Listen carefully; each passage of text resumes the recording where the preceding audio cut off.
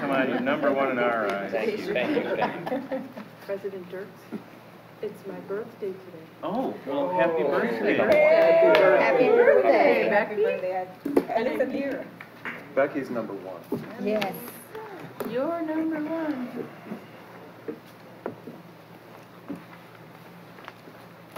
Well, as soon as John gets here, we can get started. He did say he would be here at 6:30, so we don't want to start it early. He's on baby time. Yeah. That's a different kind of time. You might be on soccer time. What's it? You might be on soccer. Oh, when there's coach soccer time. So it's kind of double, soccer and baby.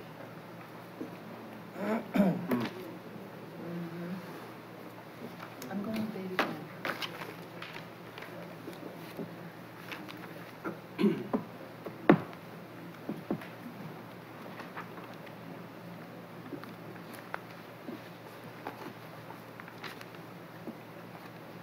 Yes.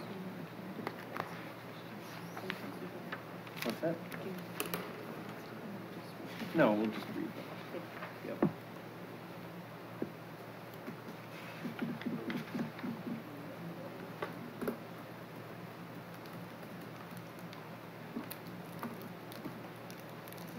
Have a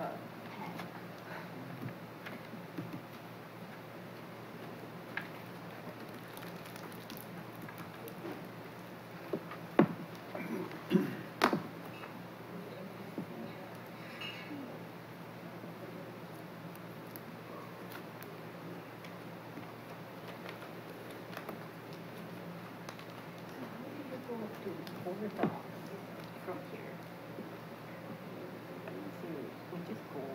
You go to staff first. Okay. Yeah. And then find board docs and sign it. Oh, okay.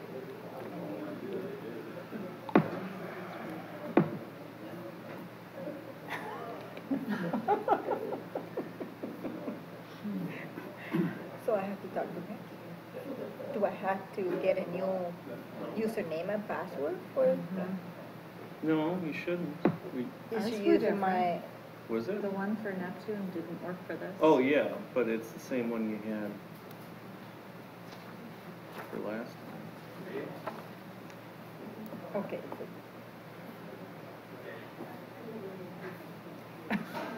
I can't change it. I know. Thank you. Open the door. There he is.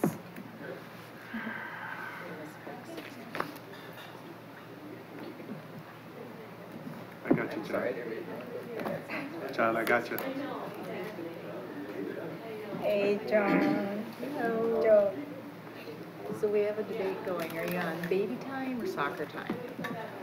Right now, it's soccer time. Oh, you won. But barely. I mean, it's kind of always baby time. So see, I'm kind of right.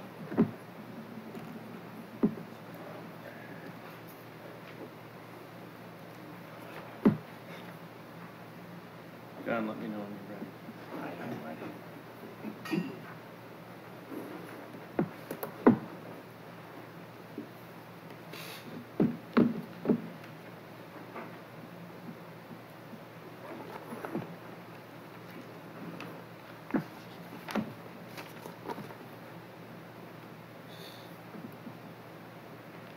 Okay. All right. Board members, members of the public, before our regular meeting, we will be interviewing 4 applicants for an empty seat on the board. The person who is chosen tonight, assuming we do end up choosing somebody tonight, and I believe we will, but the person who is chosen tonight will serve until April, when that person, if he or she chooses, will have to stand for re-election, along with 3 other seats are up. And in April, then, the top 4 vote getters will be seated on the board, and the person with the 4th most votes, whomever that is, whether it's an incumbent or somebody else, will serve 1 year, the balance of this term that has yet to go. And then the others would be regular 3-year terms. So the procedure is we have 8 questions that we will be asking all of the candidates. Each board member will ask 1 question. Just to pick a place to start, Mr. Boubon is going to begin. Each applicant has 5 minutes to make an opening statement, 20 minutes for answering questions, and then 5 minutes for a closing statement.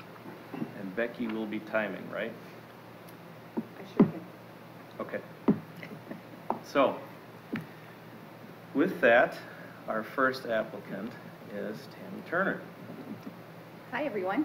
A little intimidating to sit on one side while I know. everybody's just And then looking at sit you. there for a but- while. I think you said that you didn't call. My name is Tammy Turner. I was born and raised here in Stoughton. I graduated from Stoughton High School. I'm very interested in becoming a board member. I'm very interested in the education here.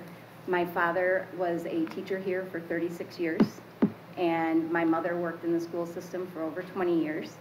My husband and I had moved to St. Louis, where we were living for the past 20 years, but I brought my children back here for the school district. I think living in a small community, which is ever growing, especially since I've been back, provides so much more for our kids, and the school system is wonderful. So I want to be a part of that and help it move forward. My background is in human resources. I have a master's degree in human resources and my MBA. I have been working in HR for probably 20 years or more. So my specialty has been in employee relations. That's kind of my passion, is employee relations. I worked for a manufacturing company and a healthcare system, which both had unions, and gained a lot of experience working for both of those. I'm currently now manager of HR for Foley & Lardner Law Firm in Madison. And just like everywhere else, wherever there's more than 2 people, there is always some friction or differences of opinions. And that's kind of what I specialize in, is being able to help people kind of work things through. So after kind of thinking that through, I thought that I might be good on the board, the school board, in being able to work with everyone and kind of sing our praises out in the public as well. Okay, thank you. Question number 1 then.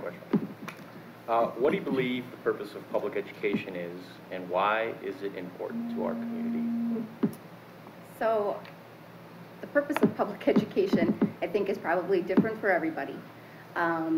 I think there's always the basics in there. We want our children to learn to read, write, do math, but most importantly, we need them to be able to find a way of learning that can help them be successful citizens once they're past the school age.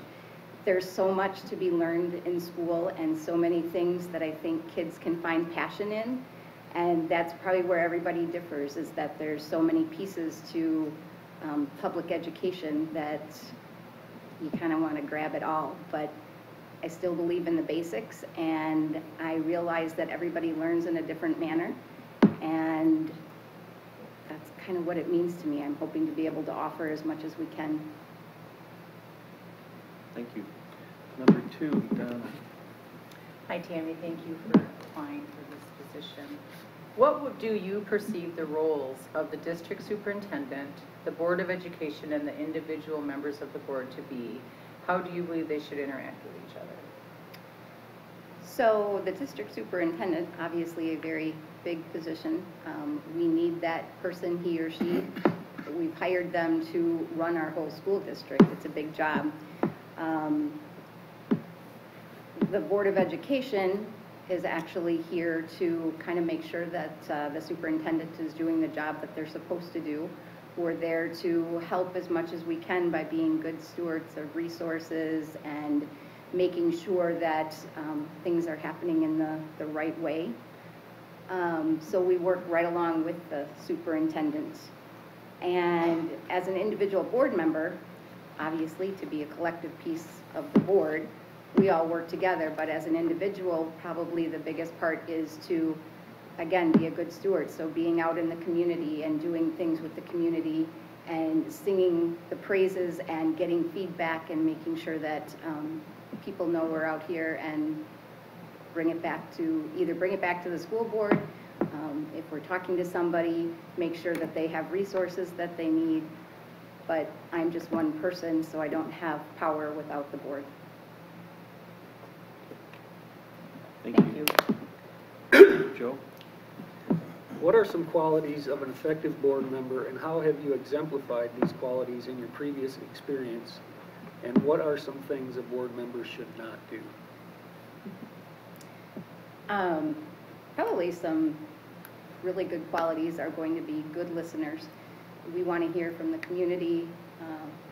We hear from students. We hear from teachers.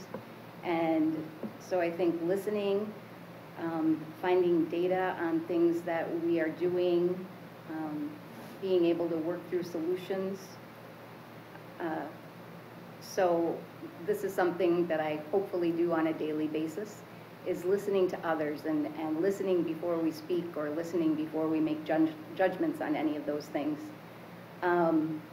Something that you don't want us to do or don't want to have people do.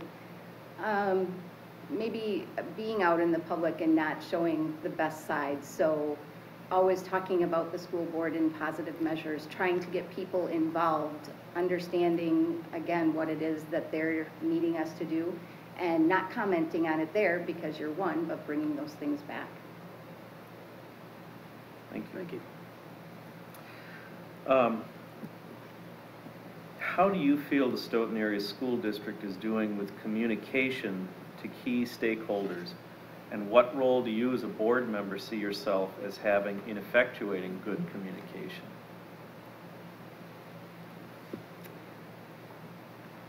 So you already do a lot of communications. You have your websites, your Facebooks,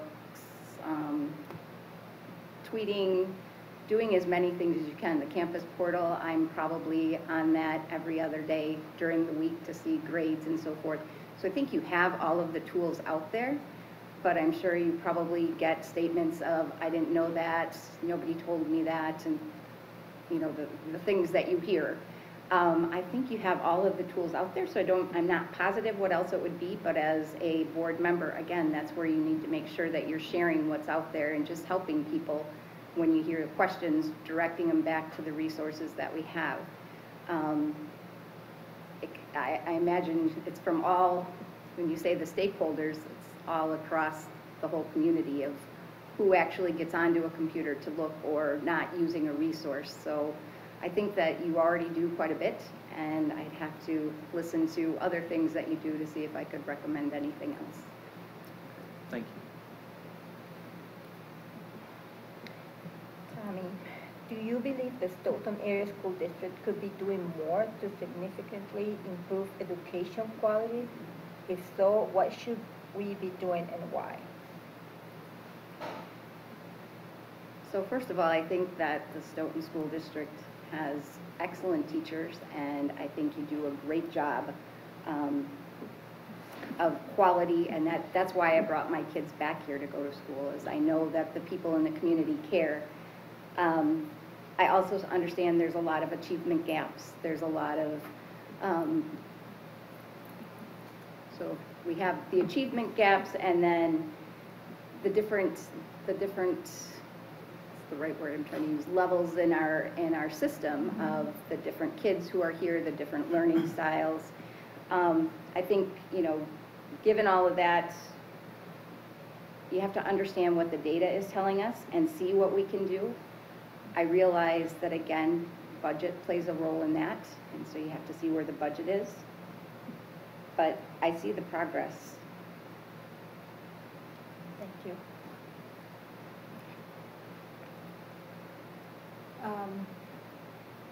What priorities should guide the board's actions as fiscal pressures impact our facilities, our staffing, and our programming? That's hard, because I think that's every business and not just school. I think everybody's kind of going through that. I think as long as we're always knowing that students are our #1 priority and we need to do as much as we can for them, obviously we need the teachers to teach them, and funding is a big issue that, again, I know that the school district has, and so do a lot of other places. But you have to ask people to do more with less, which is hard because I think we've been doing that for years. And again, that's in other businesses too. So if you're running it as a business, you just have to know the students are our #1 focus. Not sure that answered that. How would you like to see people describe our district? And if a family is thinking of moving to Stoughton, or if a family thinking of moving to Stoughton were to ask you whether they should enroll their children in our district, how would you respond? Well, with a resounding absolutely they should. I think we have a great community. I think we can see from the debates that happen throughout the city that there's a lot of people who really care about it, and hopefully we're all, again, looking for the best and knowing that the students are our #1. But I think we have lower class sizes. We have a lot of resources that others don't. We have good social workers and guidance counselors, and we still have our extracurriculars, the sports that are so important to the health of a lot of our kids, the FFA program.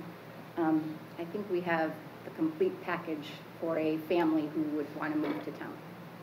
Thanks. Hey, Tammy, last question. I may have answered these too quick.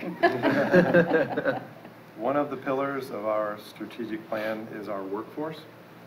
What should the district be doing to develop and retain a skilled workforce? So again, not just our issue, but all the issues all around is that we do have a skilled workforce.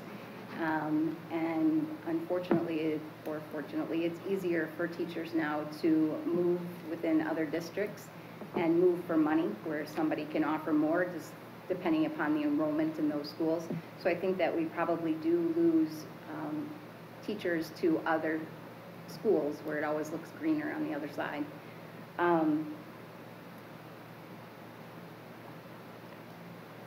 I think, so you're doing some of the things already, working on their comp package and trying to figure out what that will do for them. And though money is a motivator, it's not everything.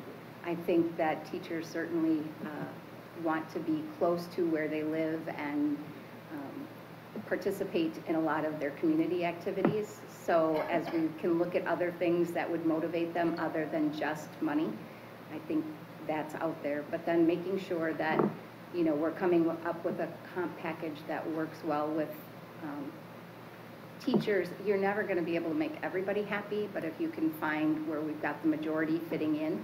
And I know that we have a lot of longevity right now in the schools, and we certainly would like to retain all of that. All right, thank you. And you've got 5 minutes for a closing statement if you'd like. Well, so I guess in closing, I am definitely here to be a part of the school board to try and help the students. I have 3 kids who are in the school district, 2 are my own, and 1 is a guardian that we have. And we certainly use all of the resources. The guardian that we have, I think, is where I've actually come to see what we have to offer in our schools a little bit more. He struggles quite a bit. We are fostering him right now, and he struggles a lot. And the social workers and guidance counselors and the support that we've received have just made me love the schools even more. So one of my children is in 4th grade, so I don't know how that's going to turn out, and the other one is on the upper end, a straight A student. So I kind of have somebody in each area, and I know that we have what it takes to be able to bring out good kids. Okay, thank you. How was that for speeding you up for the day? We like short-winded people. Concise. I didn't want to fill it with anything. Long-winded. Thank you, Tam.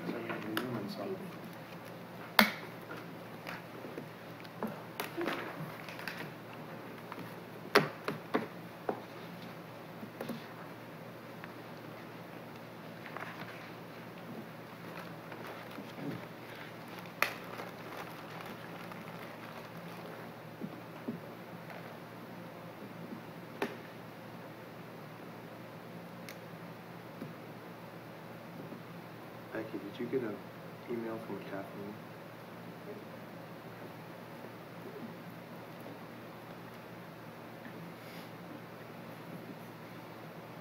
I believe that her mom had a heart attack and that she's not going to be able to make it. Oh, Okay.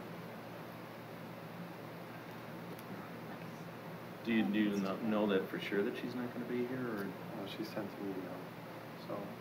Okay. You mean the 'cause- next candidate, Kathleen? mhm. Who did she send an email to? I received it, so. Okay. Okay. You didn't get I anything? checked right Julie? before I coming. haven't. No.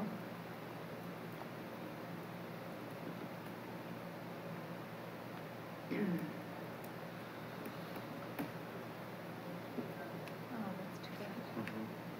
Yeah.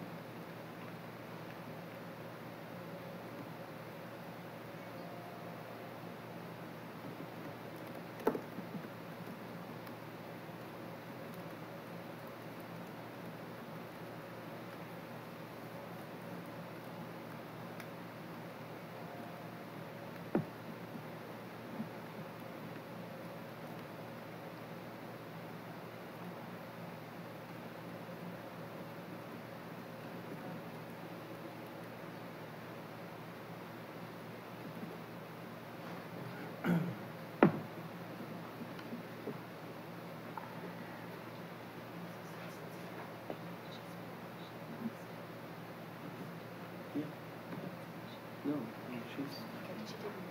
Yep.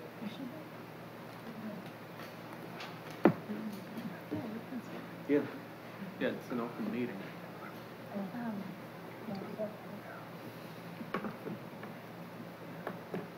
I didn't get it. That's me. Yeah, I was She just. sent it to my, yeah. Thank you. I didn't see her. Hmm? Board docs is not, like, are you having a hard time opening attachments? Mhm. I did too. Huh. Do you get the security exception Yeah. thing? Yeah, so, Is your pop-up thing blocked? Do you have your blocker? Ooh.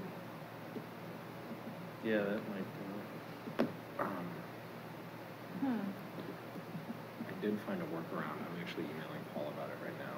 I had Okay. started an email with him earlier today, so I'm explaining to him what the problem is. What- Okay. it. So you weren't There's- able to get in before? I was, Steve actually told me that, The old guy. yeah, the old guy. So we had a problem where it downloads the document, but when you click on it, it just pops up a thing that says, this is encrypted and you don't Yeah. have security Well, credentials that's to view it. weird. So. There is a but if you- workaround. There's a workaround. If you go into like your downloads folder and click the actual document from there, it will then get saved in Google Drive, which is a different app. So then if you open Google Drive, it exists there and you can open it that way. But it's not So- supposed to do that. No, it's not supposed to do that. So that's why I'm, Well, and it doesn't do Messaging it for me, so I don't Yeah, see that's why it right. would do that for you. I mean, if it is like some sort of security thing, then, so I saw that the documents were also available on just the public portal. Should they Right. be viewable? Right, for they the should public? be, yeah. They should be? Yeah. Okay, because I had the same problems even going that way. I tried to just download Really? straight from the public portal, yeah. Just going through our website? Uh-huh. That's So, odd. yeah. Yeah, you gotta talk to Paul about that, that's above my pay grade.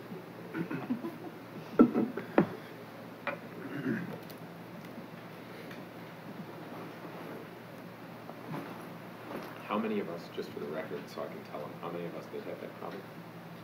I have it in The my chat. three of us. Okay. We have us one. What? Have had the Oh, yeah, yeah, viewing the application. Are you in board No. docs? Yeah. So which one do you have? I did not get that. Yeah, I sent it over to you, so it was like 4, Okay. when I opened it, I can't remember. No, but I was. Yeah, see if they can come early. She's not gonna be So here. I was here. Okay. So And then I Becky, went just through to it. confirm, did you get an email from Kathleen saying that she was withdrawing? I did not, but click on Steve the- forwarded one that oh, she sent does to it come him, up for you? forwarded to me, and it does state that she is withdrawn. She's withdrawing. Yes. It does. It does for Okay. you. See, it won't, I couldn't do that. Okay. I had my to download it and withdraw.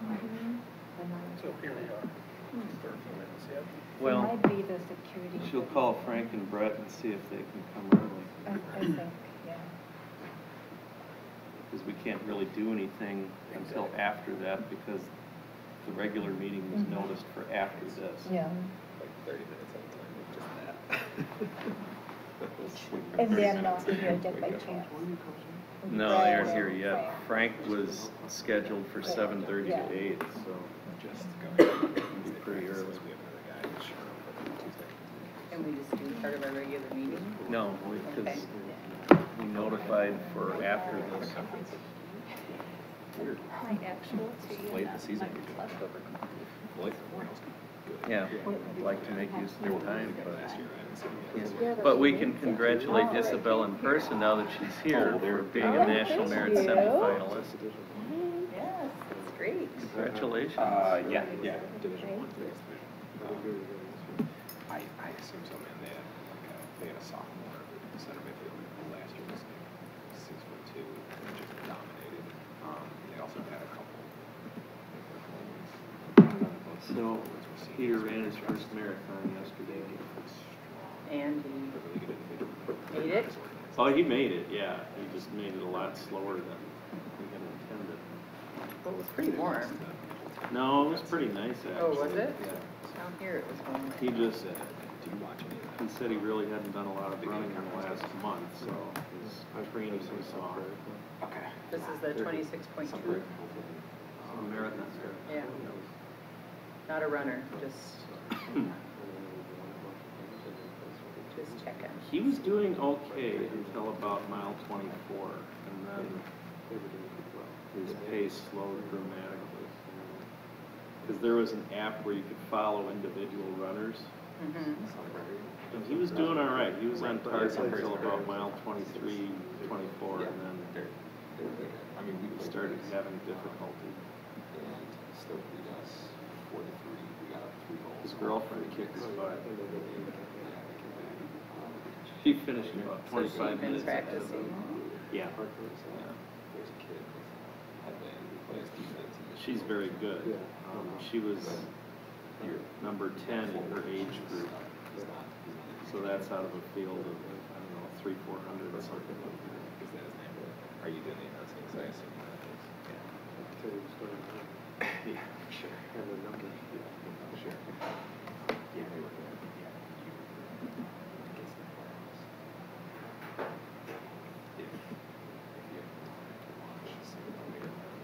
Playoff games for the big conference because that's all the Madison's cool.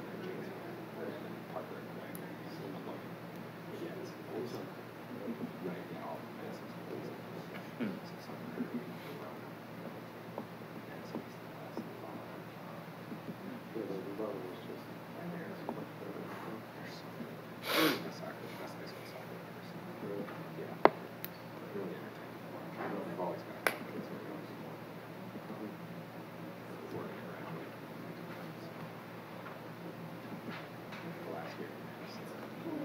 Yeah, it is.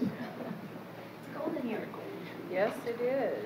I got a hold of Frank Higgins here. I would say everybody was 7:15. Okay, good. And then he's trying to call. Right.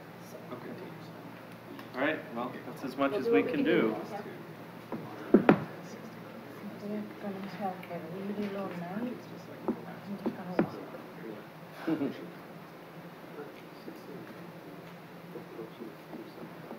Yeah.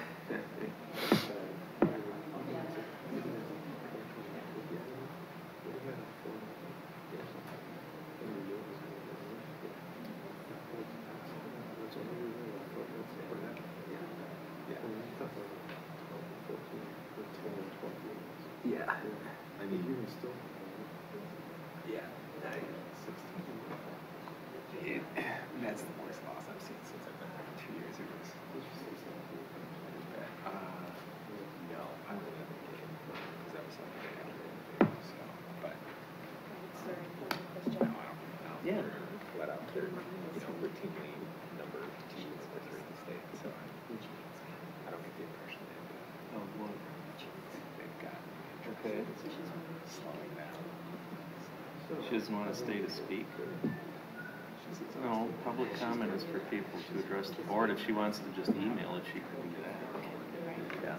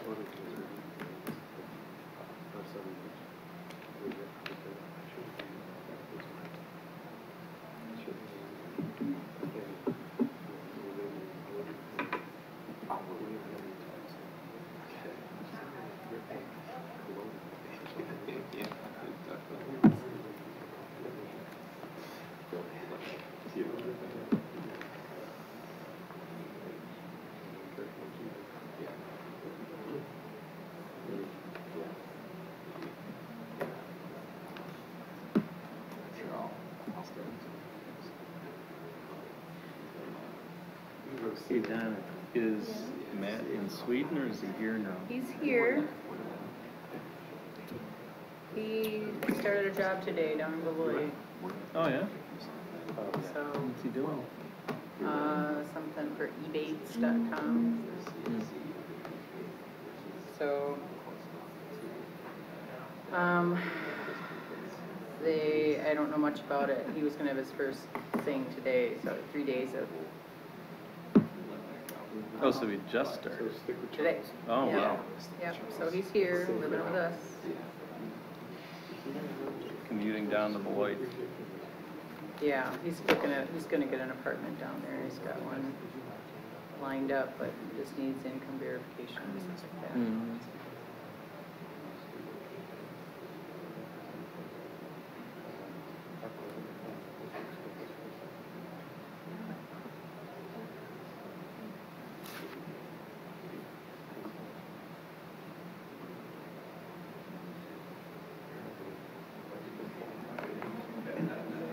They were the ones who facilitated that.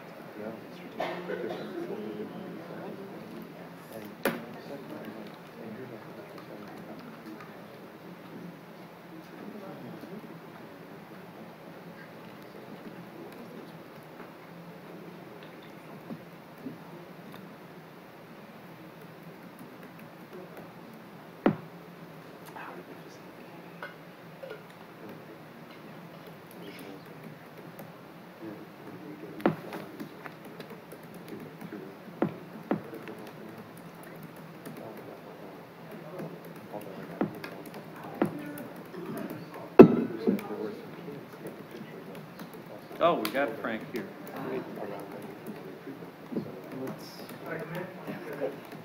Yeah, come on in, Frank. Just need to get everybody back to the table here.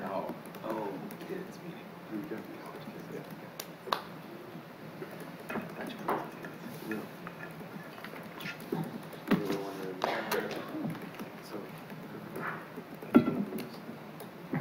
Thank you for being available quick.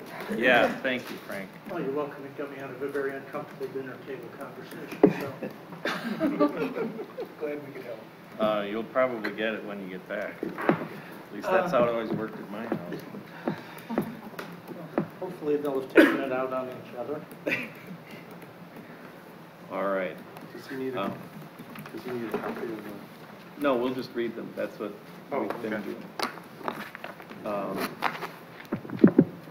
So yes, thank you, Frank, for being able to come in early. We had an unexpected withdrawal of a candidate, which none of us except Steve found out about until just a few minutes ago. So we'll start with questions, we'll start with 5 minutes for an opening statement for you, and then 20 minutes of questions from the board, and then 5 minutes for a closing statement if you wish to make one. Okay, thank you. Tim, do you want to lead off again? I think he has an opening statement. Oh, I'm sorry. Sorry. I had a long day too. I think a lot of people had long days today, so I will not take the whole 5 minutes. I'm Frank Sullivan. I am applying for a seat on the school board because y'all have a vacancy. I served 2 years on the school board before. I was elected at the same time Joe was, and Wanda. I think Donna was the other candidate that year. To a 2-year term, served the 2-year term, didn't run again because I had a medical procedure and wouldn't have been able to campaign. I enjoyed my time on the school board, and I'd like to be able to help out if y'all think I'm the best person to do it. Okay. Then we'll start. Okay. What do you believe the purpose of public education is, and why is it important to our community? The purpose of public Yes. education. The purpose of public education is to educate the public. And that sounds like a tautology, but our society functions better when the more educated our public is, the better our society functions. And we can talk about basic things like being able to read and do basic math and have basic understanding of our own history and our own system of government.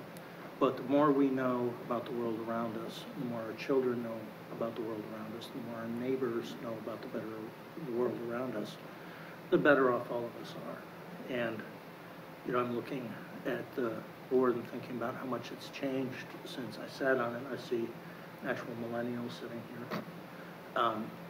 And we're at a time when our society is making some dramatic transition. We're seeing the baby boomers leave and the millennials moving into positions of responsibility and authority in a world that looks nothing like the world that my parents grew up in. And looks very little like the world that I grew up in. And our public education system has to change, has to prepare students for that new world, for the thinking, for the skills that they will need to be able to make their way forward. Hi, Frank, I'm next. Thank you for applying. What do you perceive the roles of the district superintendent, the Board of Education, and the individual members of the board to be? How do you believe they should interact with each other? So I think the way I think about it is like the split between the executive authority and the legislative authority in government. Is the school board, the superintendent is in charge of the day-to-day decision-making. He's the one who is making everything go. The school board's role is to set policy, the role of and to approve and supply input on major decisions.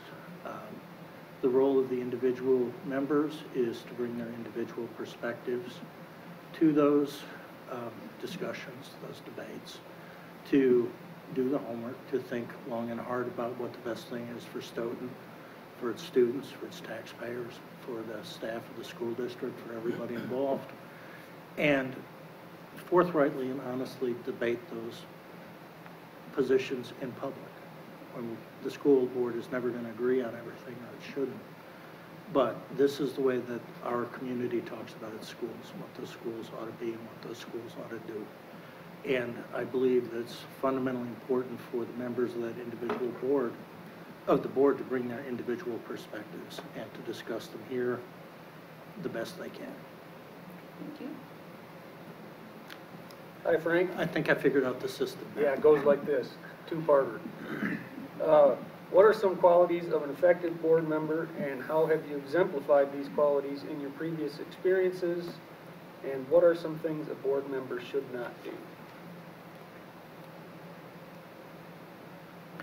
I think being an effective board member starts with the basics. It starts with doing the homework.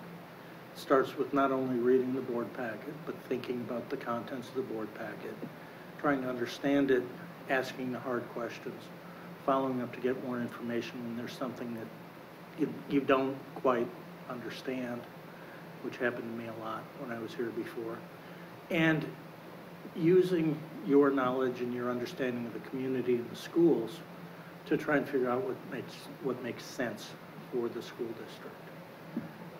It's, I think, easy to, well, it's not easy, it's a job you can't take lightly.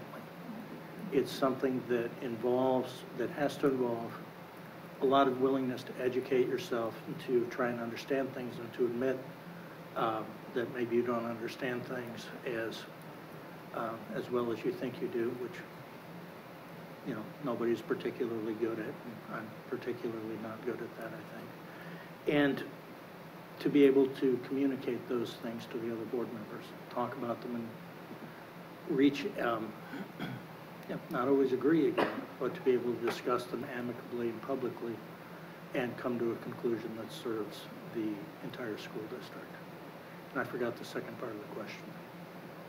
What are some things a board member should not do? A board member should not personalize things. It's important to realize that we're all here for the right reasons. We're all here, no, I don't think anybody's here for the money. Or the social acclaim that comes when you go to pick and say, hey, you're on the school board.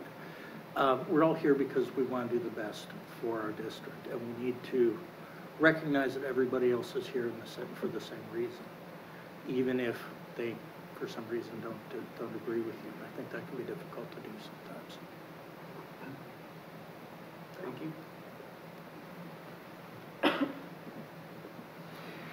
How do you feel the Stoughton Area School District is doing with communication to key stakeholders? And what role do you as a board member see yourself as having in effectuating good communication? Well, last time I was on the board, I was on the communication committee.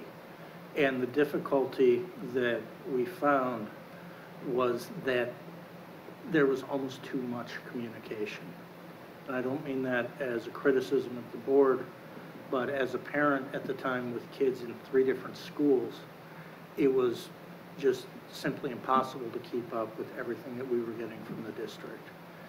We were getting emails from individual teachers, we were getting block emails, we were getting school emails, we were getting emails from the district, we were getting emails from, and it was a barrage. And I think that the district has been doing a much more efficient job of putting its information in digestible formats. The website redesign really helped. But what I find is that it's much easier, and maybe I'm just a more experienced consumer of the information too, it's much easier to sort of sort through everything you're getting and figure out what's important and where to go for the next, if you want to dig a little deeper.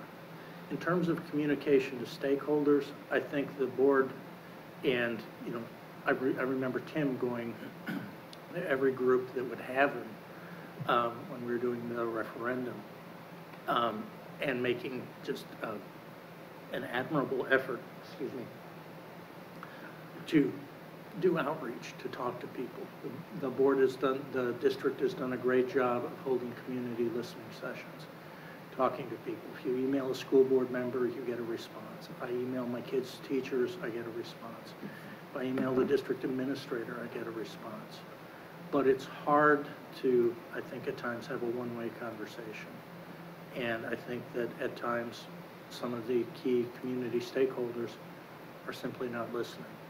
I wanted to say one other thing. I think the joint meeting with the city council was a really good idea, long overdue. And I think that putting that group together with this group is going to do a lot of good things for the future of the community. Okay, thank you.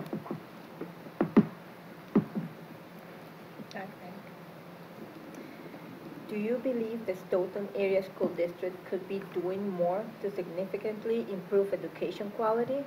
If so, what should we be doing and why?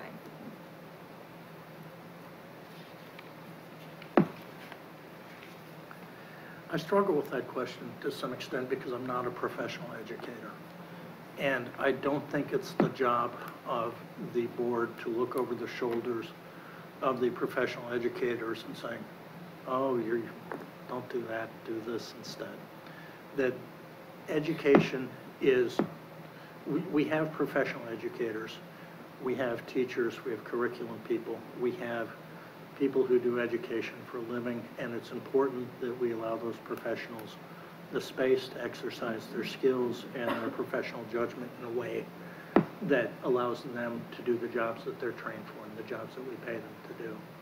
I have a boss who used to say, why buy a dog and bark yourself? We have teachers to teach. We have curriculum designers to design curriculum. At the same time, I think it's important that the board set a vision of education, not just for today, but for 10, 20, 30 years down the line.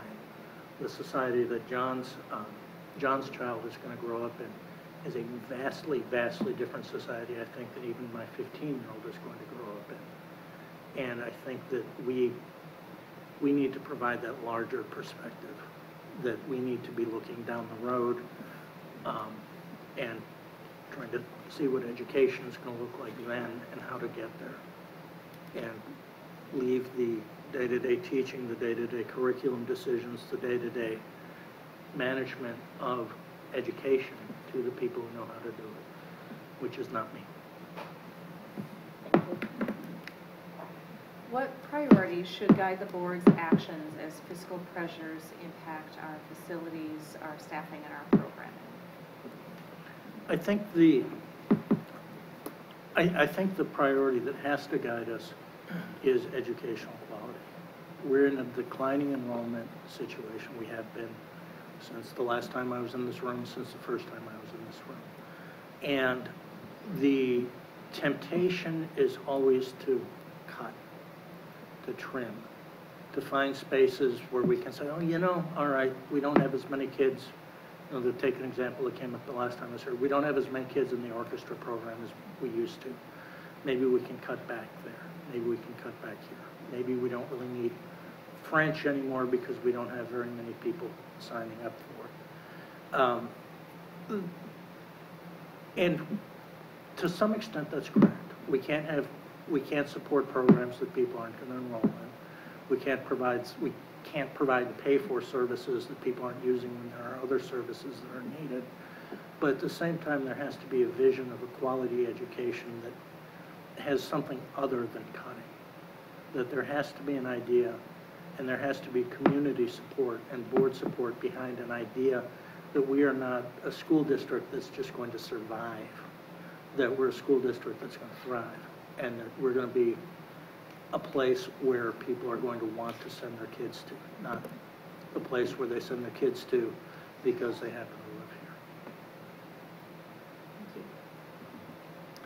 Frank, how would you like to see people describe our district? And if a family thinking of moving to Stoughton were to ask you whether they should enroll their children in our district, how would you respond?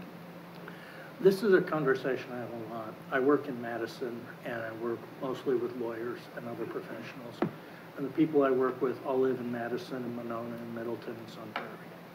And so they'll say, well, you know, where do you live? I live in Middleton. I live in Sun Prairie. I live in Madison. My kids go to West.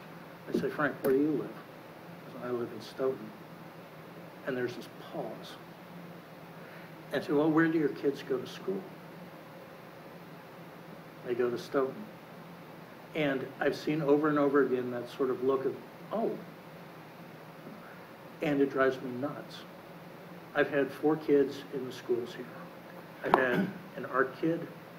I've had a math and science kid. I have an athletic kid. And I have another art sort of social kid. 2 of my kids have had significant special needs.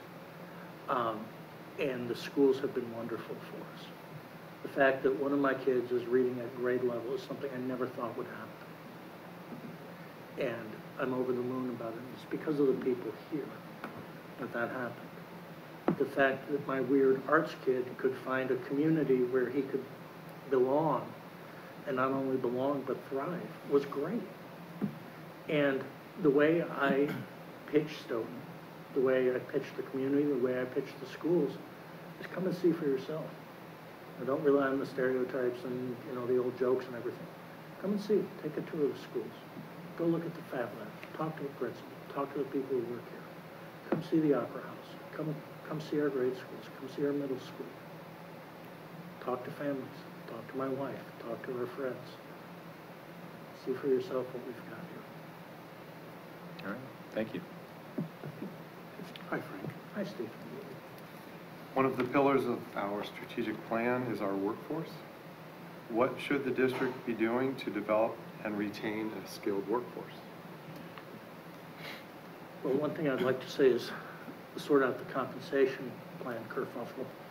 And you don't get to ask me follow-up questions, so then you don't get to ask me how, because I don't think anybody knows how to do that. But I think that what we need, we're never going to be the highest paying district.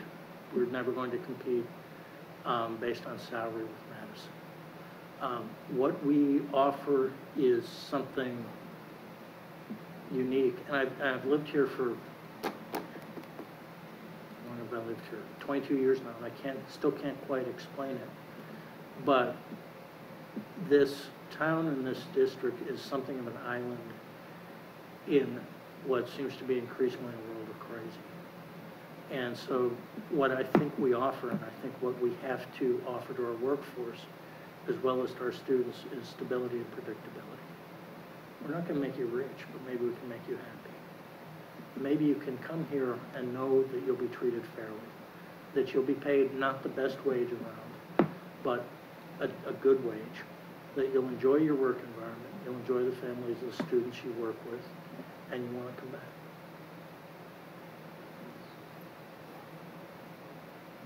Okay, thank you. Frank, you've got 5 minutes for a closing statement if you like. I don't really have very much else to say, which is unusual for me, but it's been kind of a long day for me too. So thank you all very much for having me here. Thank you for giving me a fair hearing. Thank you for the questions you've asked and courtesy with which you've listened to them. So good to see everybody again. Okay. Thank you, Frank. Thank you.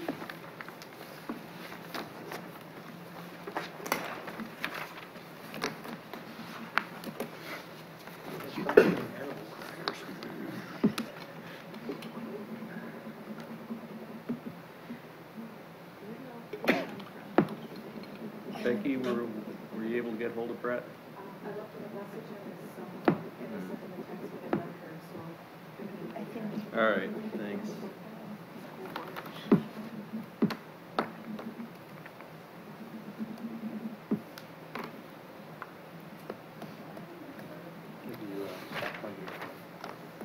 Stop playing guitar. Man, I don't really play guitar that much anymore.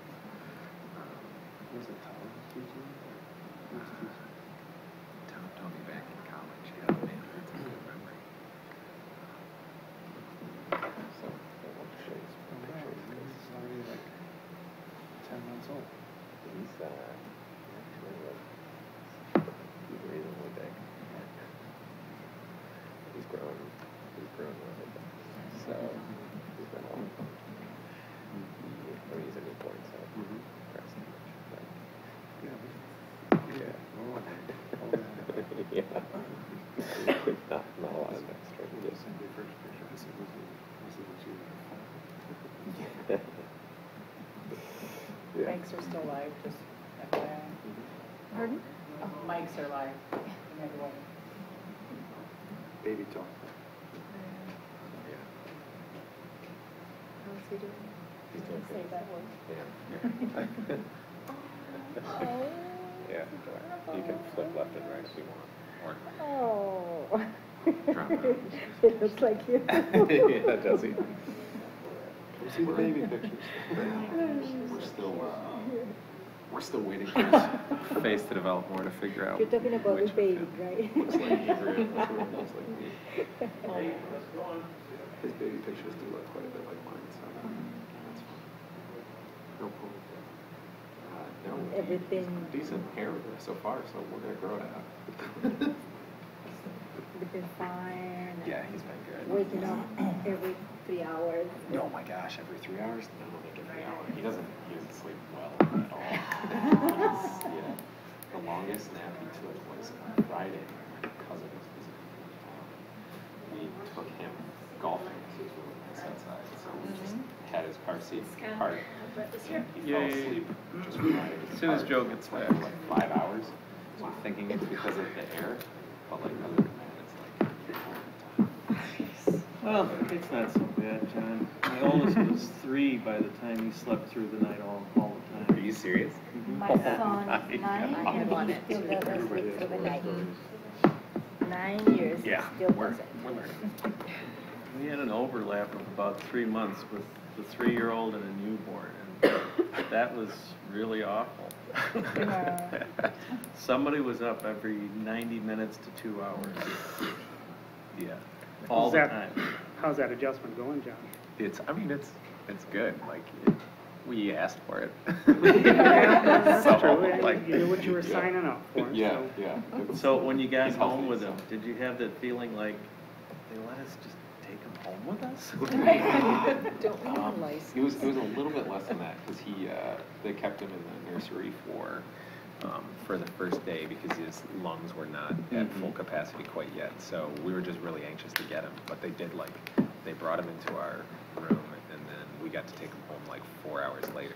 So that was, I mean, we hadn't even like really spent any time with him. So it was good though, because we just wanted to get out of there. So Yeah, well, I get that. I get that. Okay, everyone ready? All right, Brett, thanks for making it here early. We had an unexpected cancellation at the last minute, so we're very appreciative that you and Frank could move your schedules up to accommodate us. We'll get you out a little bit earlier, right? Somewhat, yeah. So the format, as I'm sure you remember, is you'll have 5 minutes for an opening statement, 20 minutes for questions from the board, and then 5 minutes for a closing statement if you wish to make one. So with that, it's up to you. All right, and if my voice kind of goes in and out, everybody is suffering the plagues at home here, so on occasion I might have to go for some water here, but I'll do my best. Okay. All right, I'm Brett Schumacher, and as many of you know, many of you have worked with me, a few of you have not worked with me. What I would like to bring to you tonight is I've got 6.5 years of experience working with this board that I would like to leverage in order to help you with some of the tough decisions that you guys have that are ahead of you. I've chaired the Finance Committee, I've chaired the Facilities Committee, I've chaired the Employee Relations Committee, I've been on countless other committees as well. So I know the ins and outs of the board very well. So I won't really need any sort of catch-up at all in order to get. I've been following you guys online, so I've seen everything that you've been doing lately. So I've got no onboarding needed. Okay, thank you. Tim, we'll start with you. Hi, Brett. What do you believe the purpose of public education is, and why is it important to our community? Primary purpose for public education obviously is to educate students and in the manner of getting ourself another workforce. I've seen in the paper that one is a top priority now for the Senate and the legislature for workforce development. So all of that starts. You can't be a successful professional worker if you don't take the first steps through education, through the early stages of education. What was the second part of your question, Tim? I forgot. The purpose of public education and why is it important to our community? Oh, to our community?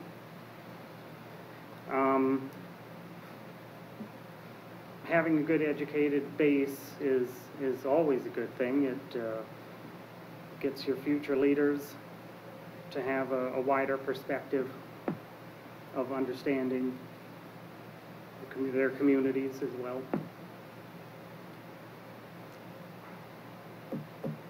Hey, Brett. Hello there. Thanks for applying tonight.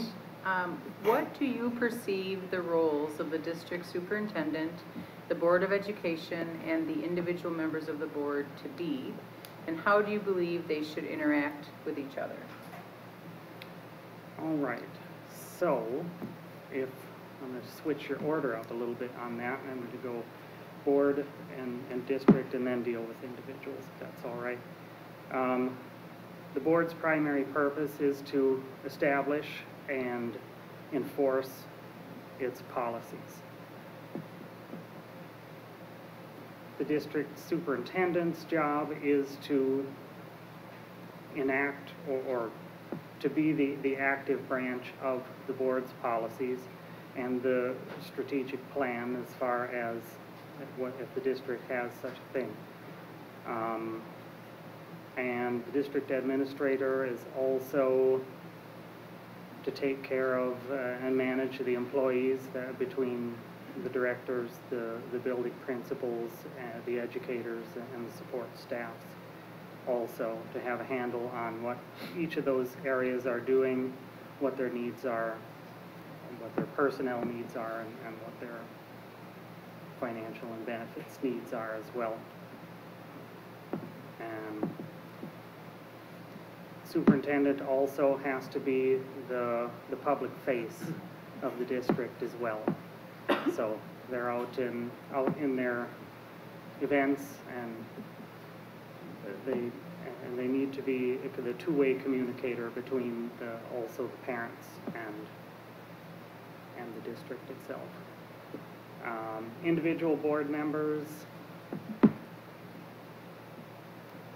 it's always best when, well, they should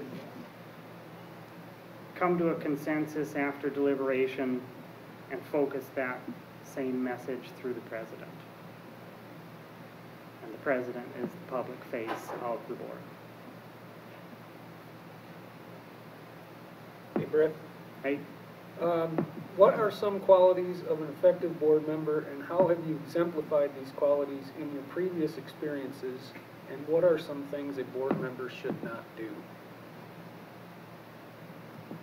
I think one of the most important things for any board member to be able to do is be able to distill out all of the opinions that are represented within the district. There's an enormous number of people of different backgrounds and all that sort of thing. So we've got to take into consideration that they have very different viewpoints from what we may have in our own heads. And we have to be willing to set aside what our preconceived notions are and be able to interpret what their experiences are and craft that into policies that are going to benefit them the most. I guess what not to do would be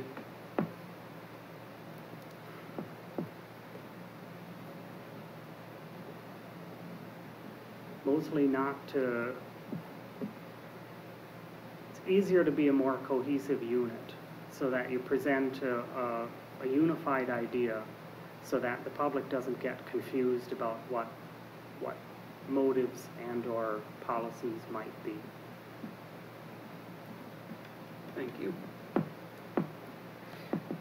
Brett, how do you feel the Stoughton Area School District is doing with communication to key stakeholders? And what role do you as a board member see yourself as having in effectuating good communication? For an individual board member, I think a lot of times it's both a two-way and a one-way street of communicating.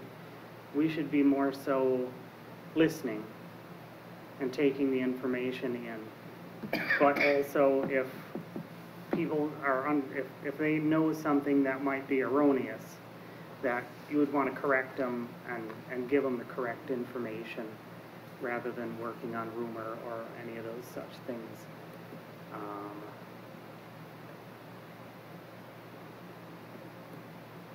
What was I forgot the. How do you feel we're doing with communication to key stakeholders? There's always room for improvement on communicating, I think. I would say I'm going to go with about a 7 of 10. Okay. Thank you. Fred, nice to see you. Do you believe the Stoughton Area School District could be doing more to significantly improve education quality? If so, what should we be doing and why?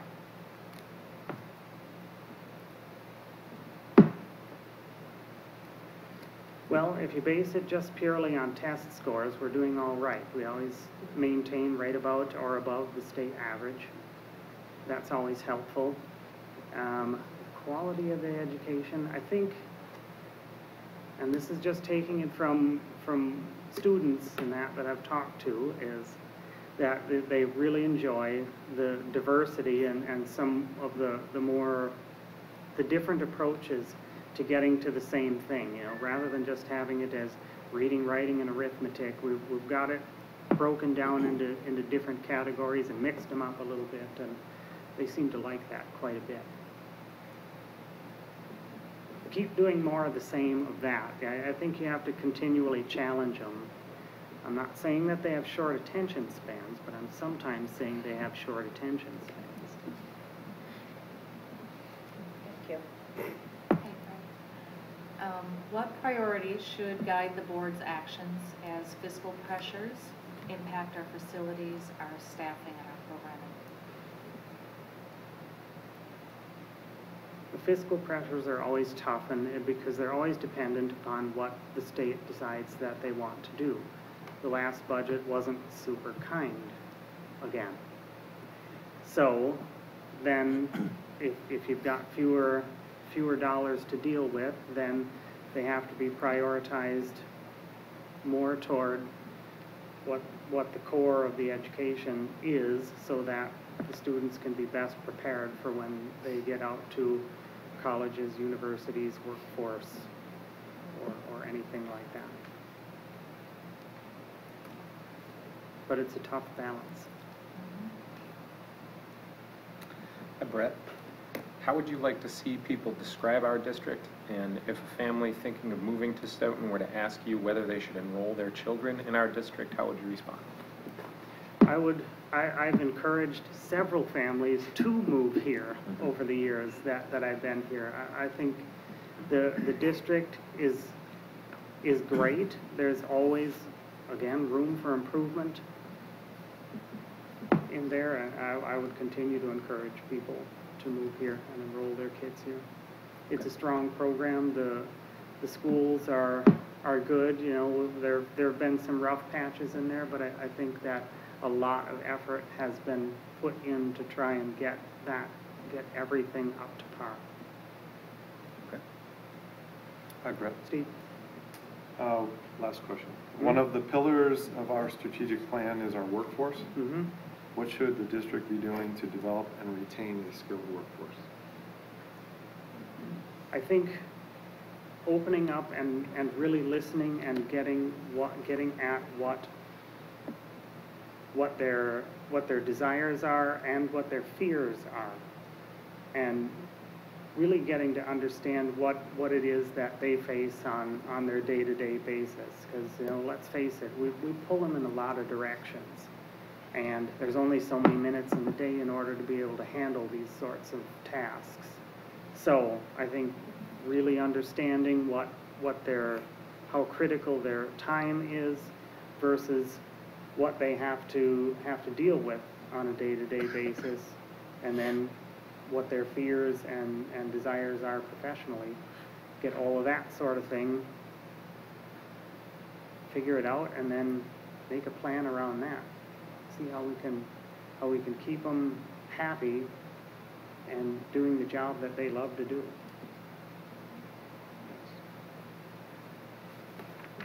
All right.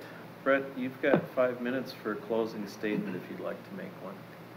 All right. Thank you, everyone, again, for listening to me ramble on about things.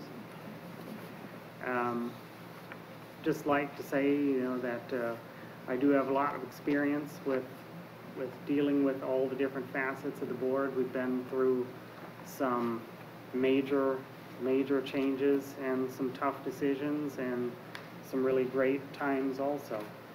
So I just want to offer that experience to you guys over the next several months to help you along and getting the rest of some of your other decisions done, because there's some challenges ahead for sure.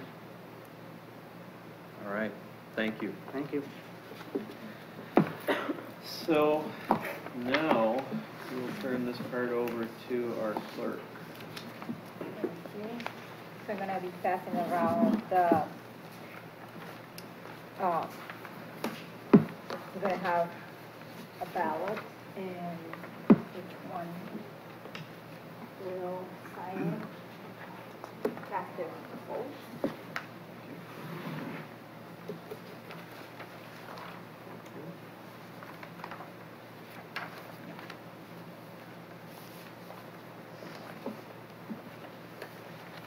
Thank you.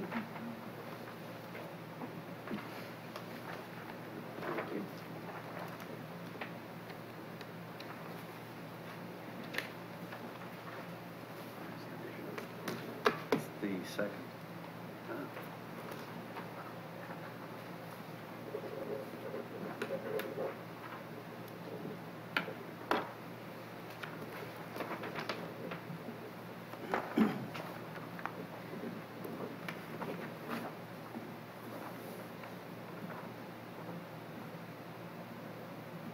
And then you And collect their then- ballots? And then I collect the ballots.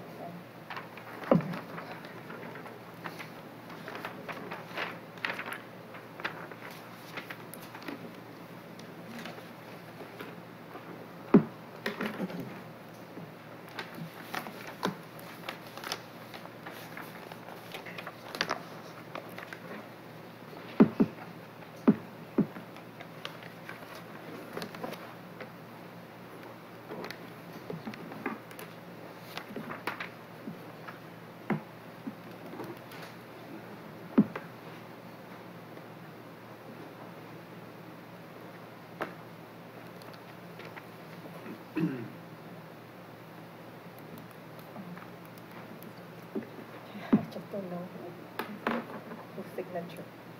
That's Oh. me. Oh.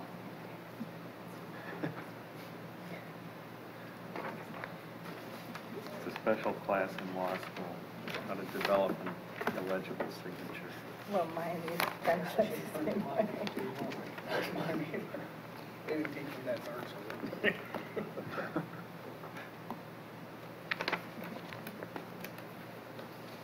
I think they do it for doctors. Yeah, they probably do.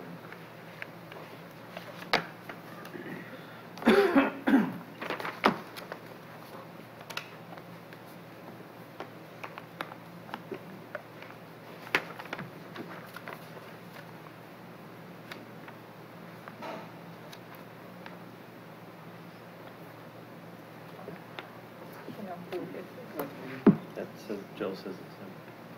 Thank you. Oh, yeah. Yes. Tim? No, it's me. Oh, you.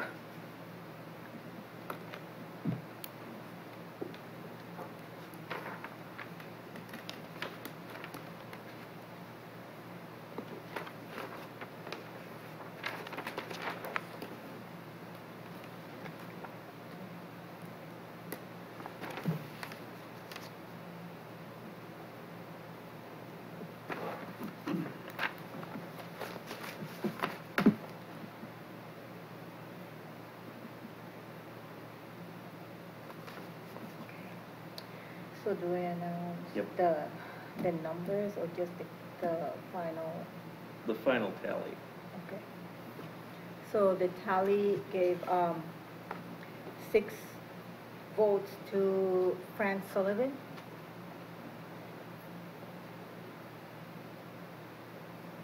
Right? And then the other two? And 2 to Tammy Turner. Okay. Thank you. Then pursuant to board policy, Frank Sullivan has been selected by the board to fill the seat that was vacated by Sarah Robb. Is Frank still here? Yeah. Okay. So it was, And while Becky is bringing him down for the oath of office, we probably should have taken the roll beforehand, but I will state for the record that all 8 board members were here at the beginning of this process, and our clerk Yoli will verify that all 8 of us were here for the entire selection process. I see? Yes? Yes. Okay.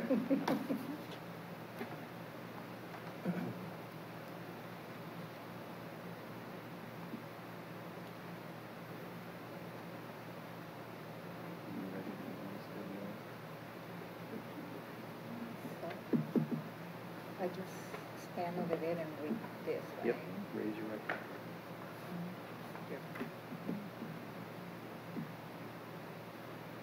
And then he signs there, and we sign there.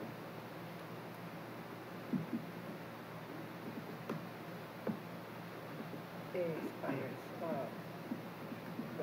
You're not a notary, are you? No. Okay. Becky, are you a notary? If the clerk can sign it. That's and what you I a thought, notary? yeah. Yeah, okay. Because the rest of it looks as though it should be notarized.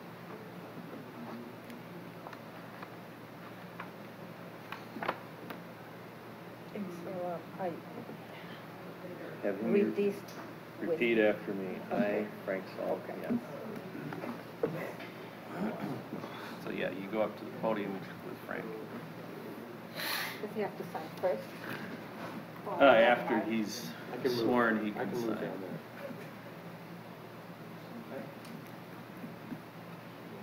Do we have a mic on the podium? You should do it there, because otherwise the camera may not pick it up.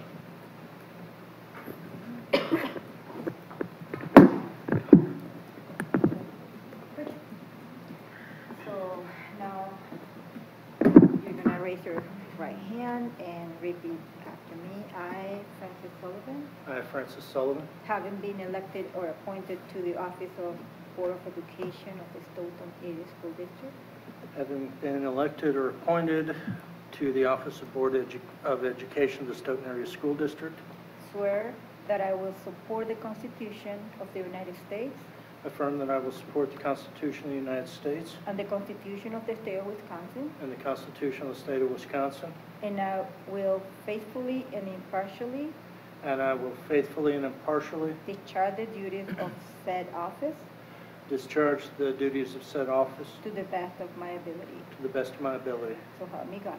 So help me God. And now you sign it. Both. Both copies?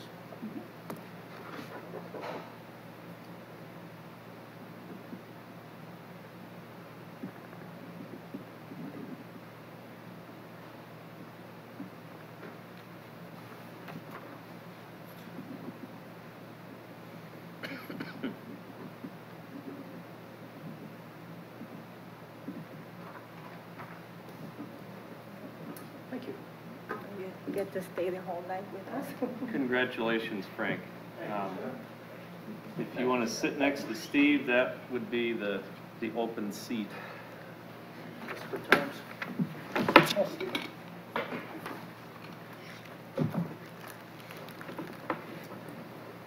All right, so with that, I will ask Ms. Egan to take the roll. Okay, thank you. Mr. Bouban? Here. Mr. Coughlin? Here. Mr. Fry? Here. Ms. Fitzgibbon? Here. Mr. Jackson? Here? Ms. Sword? Here. Ms. Tarpinian? Here. Mr. Sullivan? Here. President Dirks? Here. Ms. Genter? Here. All right, thank you, everybody. Thank you again to the candidates for applying and for our last two for being time flexible. That was really very helpful. The Spotlight on Learning is a video that wasn't downloaded onto Board Docs this afternoon. Just got it. It's a YouTube. Can I show it? Sure.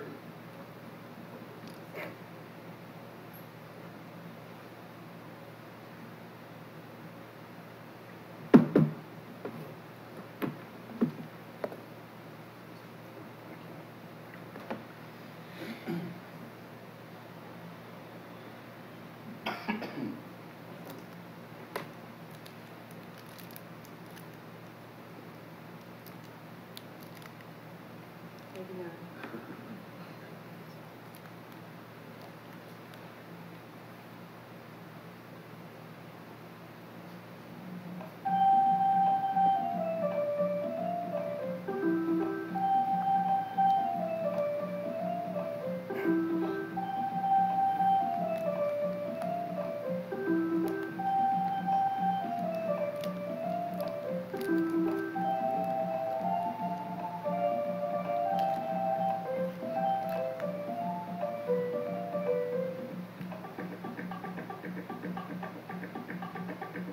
I went for the innovation grant because I just feel like we've been missing a huge opportunity with our youngest learners who come to us who are naturally curious and inquire about life in general. And we've been missing that opportunity to really let them have some choice and some freedom and some fun in the classroom. Play-based learning is actually taking our standards, our benchmarks for kindergarten, and teaching them in a way that the students don't even realize that they're learning the standards or what they're picking up on. So if I could, just give an example, if we're over in the dramatic play area, we might have, for example, a restaurant set up. If we were to have a restaurant, we might have, the kids might have that opportunity to work with money, with the cash register, which is one of our benchmarks. They may be doing menus, taking orders, so practicing their speaking skills, which is also one of our standards. So it's really getting them to use and learn all of those skills without actually knowing that they're learning. We decided that we wanted each classroom to have a theme. So in our room 10, which is Mrs. Meyer's primary room, we have the science room set up, where you'll find the animals, the discovery tables, the microscopes and telescopes, those types of things. In this particular room, we have our Legos, our blocks, dramatic play area, most of our manipulatives. And then our third room, if we're looking at that environment, was more of our creative arts. You find our easels are there. We have so many different creative gems and just anything that they can get their hands on to do their own creations. The biggest part and the most exciting this year has been our outdoor classroom. We do outdoor classroom 3 times a week. Mondays and Fridays we are together collectively, all 54 students. There are things that we have done that coincide with our new science curriculum. For example, in the fall, we gave each of the students a bag of leaves, and they had to go around and try to figure out what tree those leaves came from. So kind of an observation, discovery type activity. The differences that we've seen this year in our play-based and inquiry-based kindergarten is that we've definitely seen more of a love for learning with the students. And again, that ability to get up and move. One thing that we've also found, and my initial grant, was that students would naturally gain some of these skills through their play without having that sit and get all the time. And our recent assessments that we've been doing have shown that the kids have grown tremendously this year. What we've noticed is that it gives the students a chance to work on empathy, it works on self-regulation, being able to collaborate and negotiate with their peers, something that in 21st century positions their employers are going to be really looking for. So in getting that creative and imaginative piece.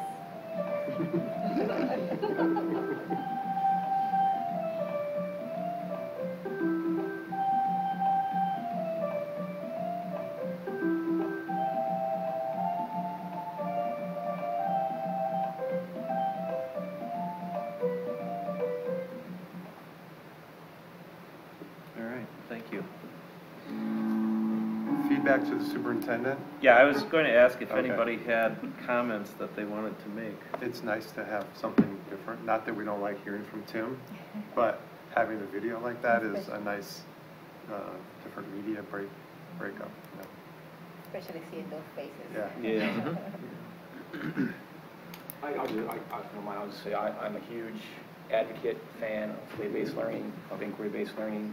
I'm very encouraged that we're doing it. I would like us to consider over time expanding it, including into the middle school. I think from my experience with it, which I have a lot of, I think it will give our students an advantage, quite frankly, having experienced that. I think one of the challenges is that you have to really communicate it because it looks very different than what a lot of people are used to thinking about learning in schools. But I commend the video, I commend the work being done with that, and I hope we consider and continue to consider expanding that in a variety of ways, including up into higher grade levels. I'll ask Tim to respond to that at our next meeting, because my understanding is that that is being expanded, but I don't know if it's going all the way to the middle school level. Is Judy here? Yeah.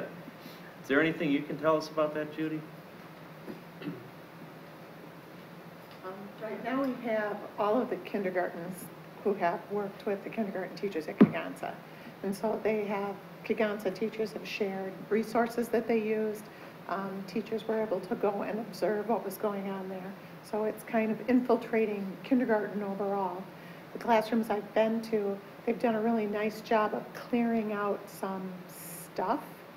Kindergartens accumulate stuff and allow for a little more movement, a little more flexibility in student choice in what they're doing. And the teachers are experimenting with it and really falling in love with it. At Kegansa, it's infiltrating into first grade. Julie Alexander, one of those 3 teachers you saw speaking, is on the first grade team now. And so there's kind of a K1 team effort going on at Kegansa. So it is starting to infiltrate a higher grade level. That play-based idea is still very much at our primary grades, but I would say that idea of inquiry is really starting to develop even well beyond elementary school. Okay. Other questions about that? Okay, thank you, Judy. All right, next up on the agenda is a space for public comment, and I know we had one person sign up. Are you still? Okay.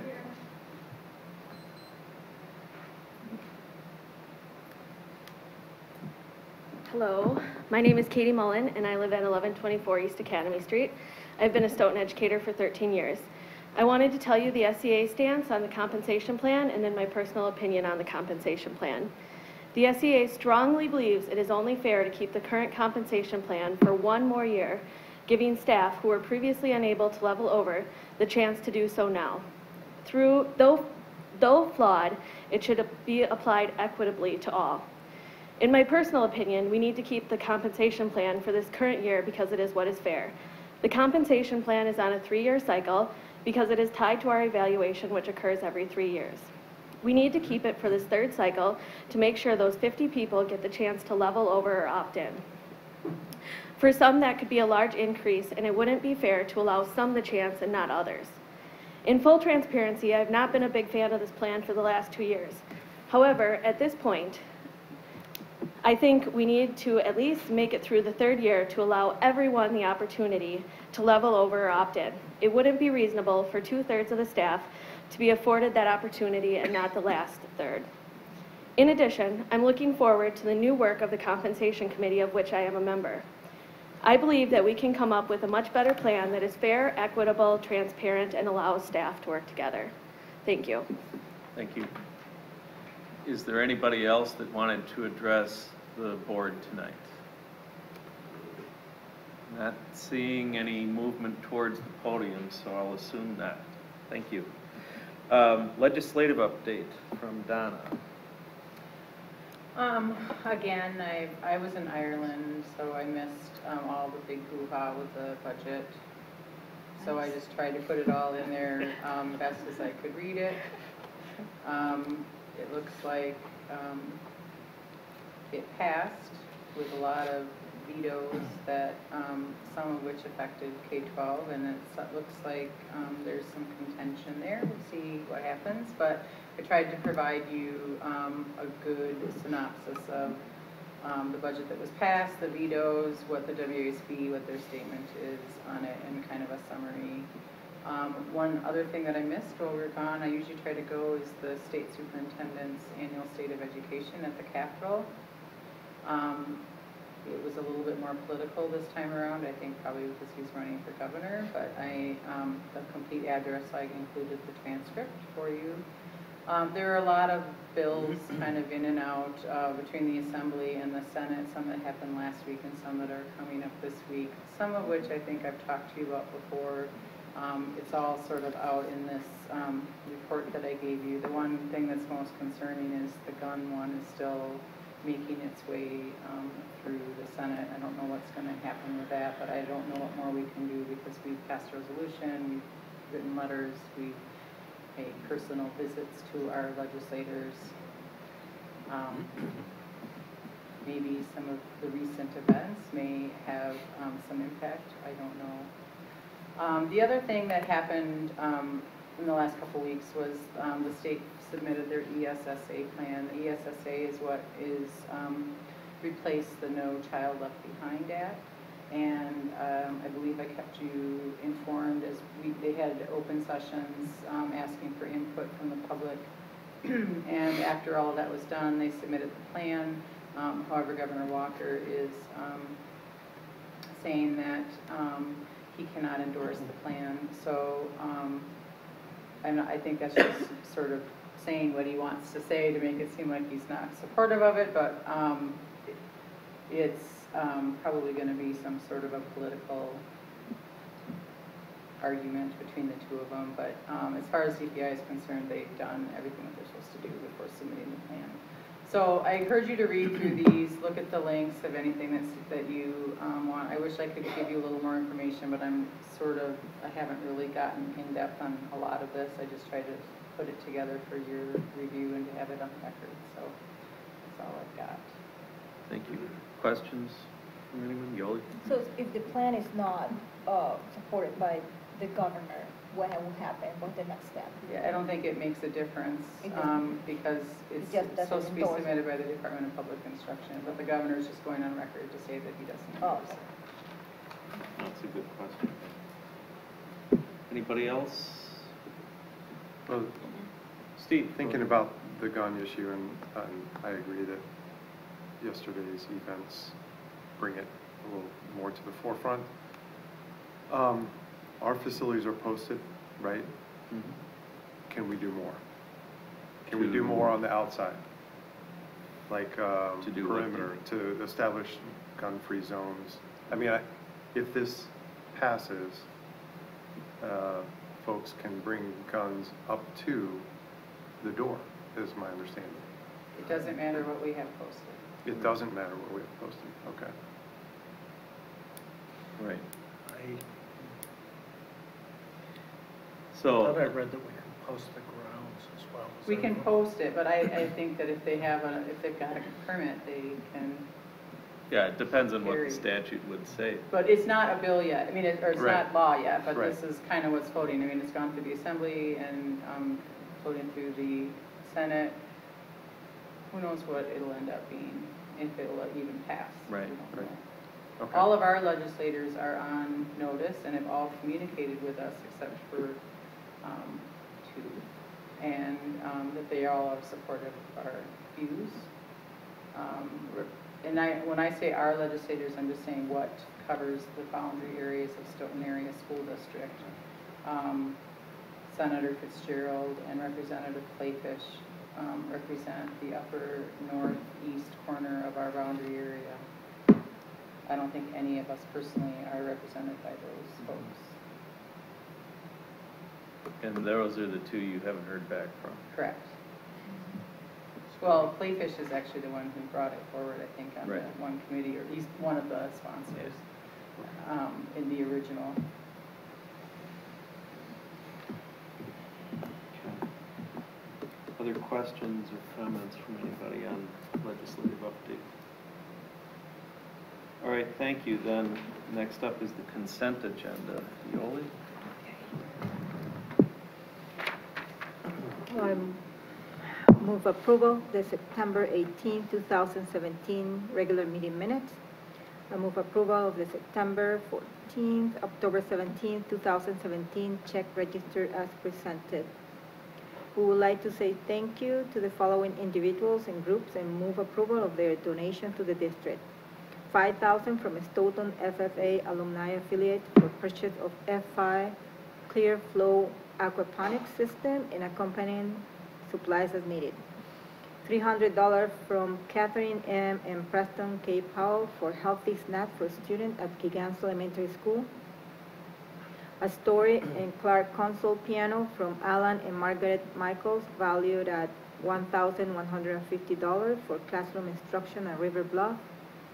Various ice pack, bandage, and training room supply from McLean Pharmacy, valued at $400 for Stoughton High School training room, muffler for a downdraft table from Denray Machine Incorporated, valued at $550 for Stoughton High School woodshop, and related cash donation budget adjustment for $5,300.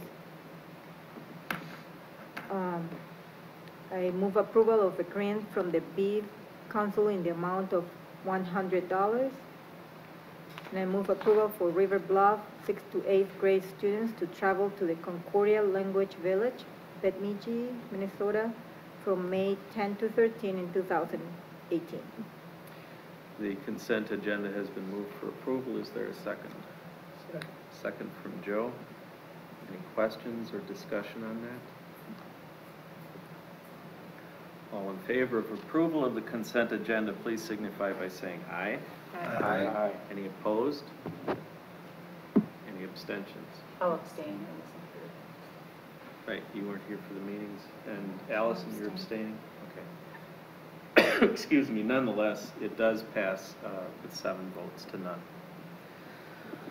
All right, we have one discussion action item on the agenda for tonight, and that is the compensation plan.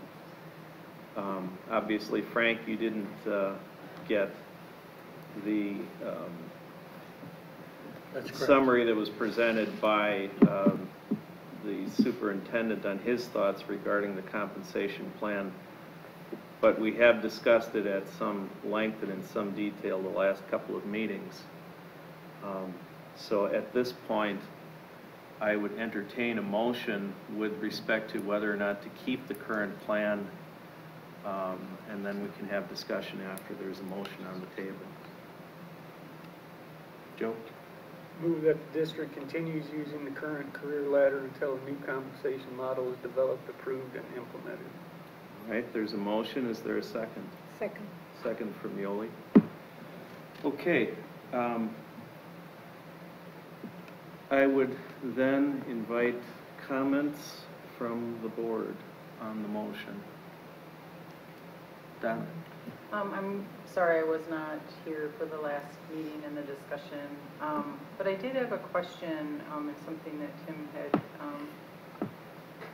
presented to us about the capacity for carrying out the, let me see if I can find this, the leveling over, that we're not sure that we're able to, that we have the resources to actually do the leveling over meetings that are occurring. And I'm just wondering if there's anybody, I know Tim's not here, I'm sort of uncomfortable with him not being here and being able to answer to that. But I'm wondering if there's anyone in administration that's out in the audience that might talk about that. I guess I would ask Becky to try to field that question, since she's the Human Resources Director. The only reason I ask it is I'm concerned about continuing something if we're going to not do a very good job on it. And is that going to just cause even more hard feelings and resentment that we can't make it, can't finish, or we aren't doing a very good job at it? So it would be helpful if I could get some input. Well, this is my opinion, so I'll just say that. And I do understand the idea of fairness and wanting something to see through for 3 years. But I will also tell you, I don't know how we're going to get this done. Because we should have been leveling over people at the end of last year. So we have last year's leveling over group. We have all the people that may choose to opt in.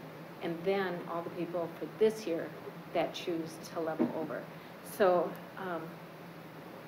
there was some talk about the numbers last time. I think, Steve, you asked me. So I did look at that, and we have 27 people in the district who could still opt in. Now, I don't have any idea how many people would say, yeah, I'm going to, and the same thing with people who are eligible to level. You don't know how many of those people will choose to do that. But all I know is when I look at how many people could, and it won't be 100%, but when I look at the total number that could, there are 27 people who could still opt in. There are 42 people who could level over from last year, And there are 54 people who could level over yet this year. So when you add that all together, you have over 120 staff members that we are going to have to meet with in what I consider a short time when it's October. I mean, to get these scheduled, we're looking at November, and then you have holidays. We, you know, it's going to be tight. And I know it's important. I guess what I feel bad about is there's lots of important work that has to be done, and it's going to tie up. The leveling meetings involve me at every meeting. It involves Judy at every meeting, unless it is someone in pupil services or a learning strategist, then Kelly is there. And if it's a library media person, then Paul is there. So the majority of it does fall on Judy. And then the building principal is there. So those three roles have to be at all of those meetings. And last year we scheduled those for about a half an hour each. You know, we could try to reduce those a little bit, but it's then coordinating, trying to not pull teachers out of their classes, but trying to do some of these after school. Maybe if we can get calendars aligned, maybe we could do it during prep times. But I'll just be really honest to say it concerns me. I mean, if that's what you decide to do tonight, we'll do it to the best of our ability, but it does concern me. Can I just follow Yeah, up? go ahead. Why did we not do the 42 from last year?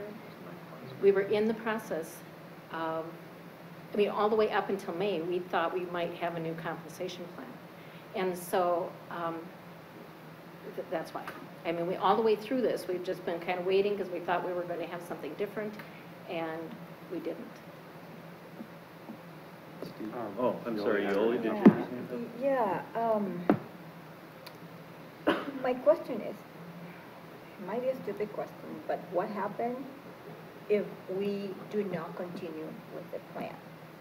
What is going to be the methodology to pay the teachers, and what would be a plan for if we don't have any? I think I can field that. First of all, everybody's contracts stay in place. Nobody is going to lose their compensation. Historically, we haven't done that since I first was on the board in 2010. I think there was 1 year there that we had to freeze pay because of loss of revenue from the state. But what would happen if we do not have a plan and we're still obliged to negotiate a cost of living increase with our staff? Historically, we have also, since Act 10 was put into place, we have also had supplemental pay that we added to that. So I think last year was 2.5? 2? Okay. That was distributed among the staff based in part on where they landed on the career ladder. If we don't have that model for compensation anymore, the board has authorized the Employee Relations Committee to look at pay increases for this current school year, because we're in the current contract right now. And the ERC would then, even in the absence of a compensation plan, come up with some methodology for distributing pay increases. In some years before we had the compensation plan, that was just a percentage increase across the board, say 2%. There were other years where it was a flat dollar amount. We took the entire amount that the board authorized, divided by the number of educators, and whatever that was, $800, $456, whatever it was, everybody got that chunk. Obviously, for some people, that would be a larger percentage increase than others, depending on what they were making. So that would be something we could do. But if I can... Yeah, go ahead, please. Answer the question. But say we do that, what happens with the people who it will be leveled over? I mean, would that be a different, completely different salary they're gonna increase, or if the board votes to abolish, I guess is probably the word, abolish the current compensation plan, there is no leveling over process anymore. Exactly, but so if they were waiting for leveling over, and now we don't do this, the increase that they probably going to get will be very different to what you're explaining then. It could be. It could be. I mean, the Employee Relations Committee could come up with a proposal, which obviously has to be approved by the board, that would try to take into account what they might have gotten had they leveled over or opted in or whatever. But, you know, it starts to get more hypothetical then, once you start doing that. I think some of, my guess is with the educators, when you opt in, you could be in any of those levels.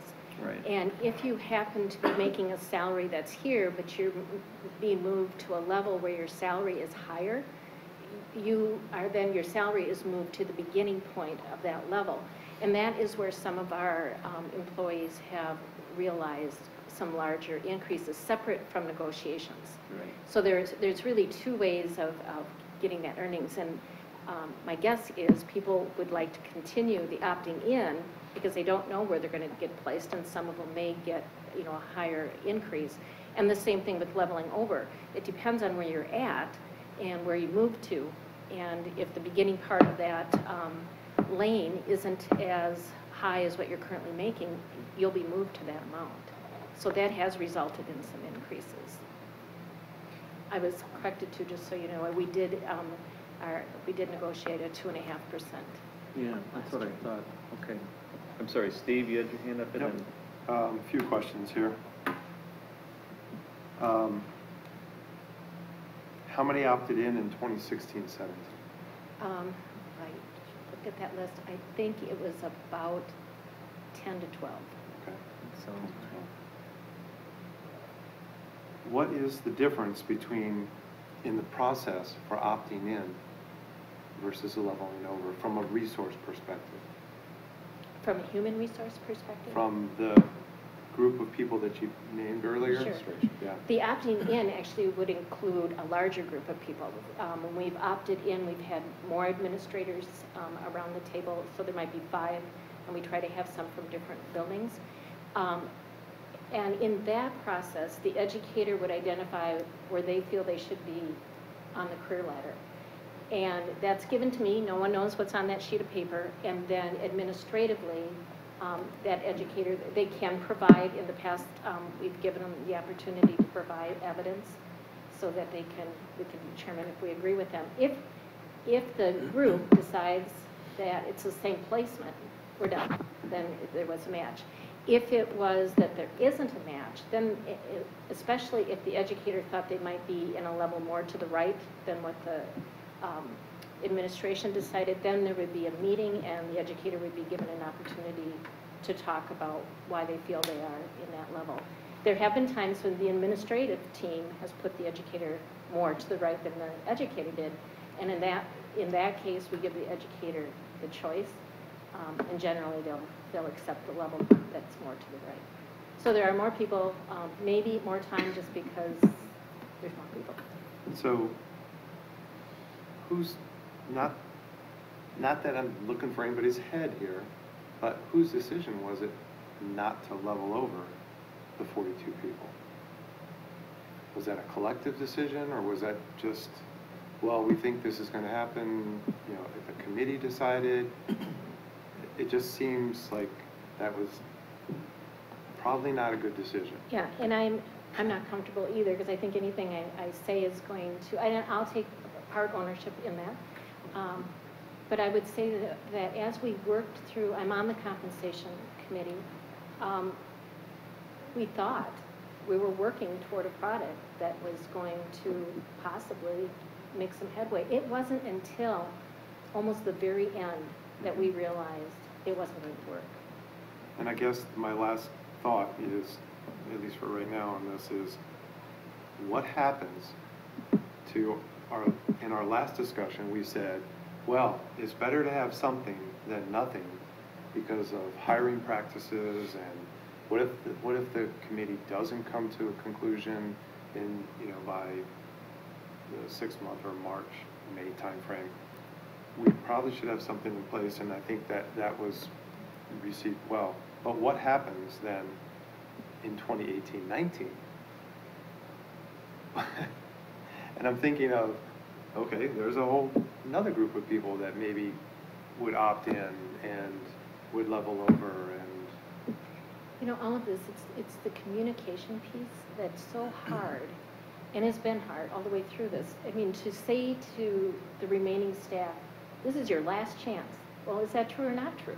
Yeah. And it's hard. Yeah. So I just throw out, I think we should keep it. I think it's fair. And I think we have to bite the bullet from a resource perspective, from a fairness perspective, because if the committee doesn't get their work done, then we're in a lot worse place. And just hope that committee gets the work done.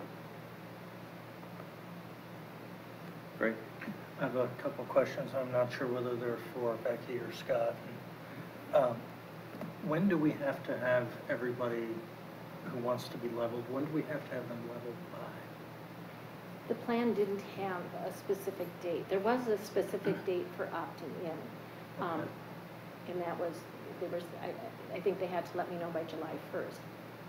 That didn't happen. So now we'll have to give those people an opportunity to indicate if they want to opt in.